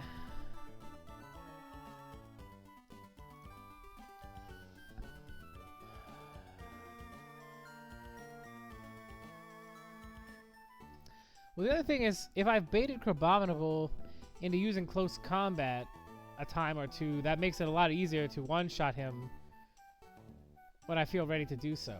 Like, I only have to last a few turns, because Hatterene, if I can just delay and delay and delay, like, if Noivern's dead, Hatterene can then one-shot Crabominable as well. At which point...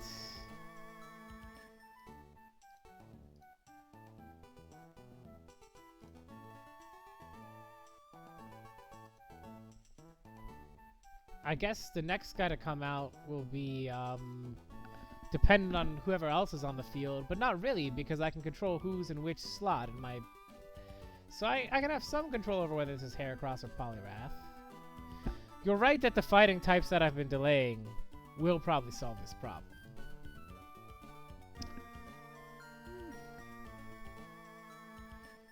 So there's the inklings of a plan here. But I think that I should call it a night and think this one through and come back to it on next stream, because I am in the GMT time zone and it is 1 a.m. But thank you for stopping by. Getting some insights from somebody who actually knows these games is much appreciated. I'm sure that this is going to help me learn a little bit faster.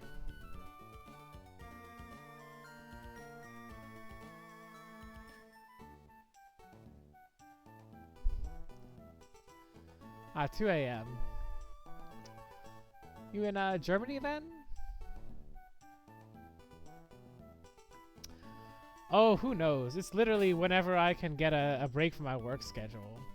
But quite possibly Friday or Saturday, I suppose.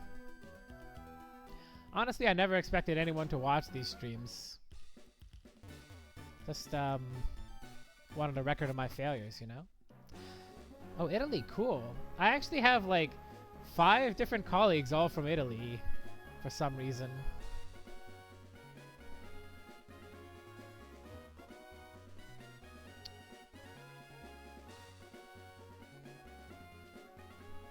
Well, I guess it's more that they like to invite other Italians as visitors, but I'm not complaining. All the visitors are very well qualified, so.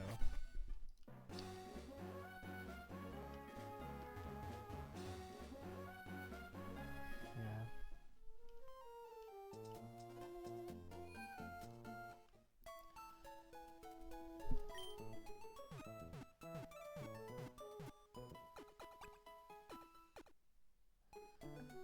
Sure, well, I definitely appreciate it.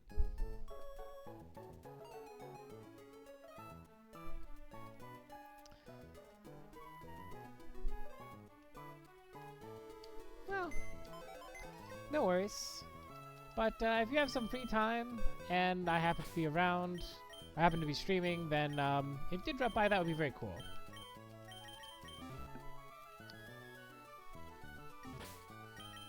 I need to take the items off.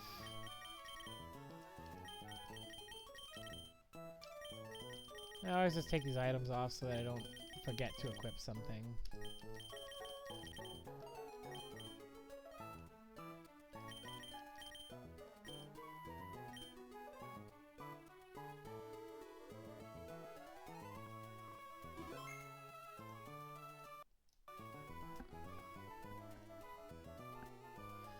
Anyway, I should call it here. But, have a good night. Oh, does Sock survive dual wing beat? Yeah, let's see.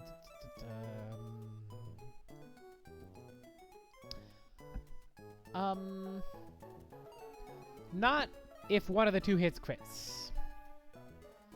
And that's assuming 31 IVs on Sock, which we're probably not gonna get. See ya.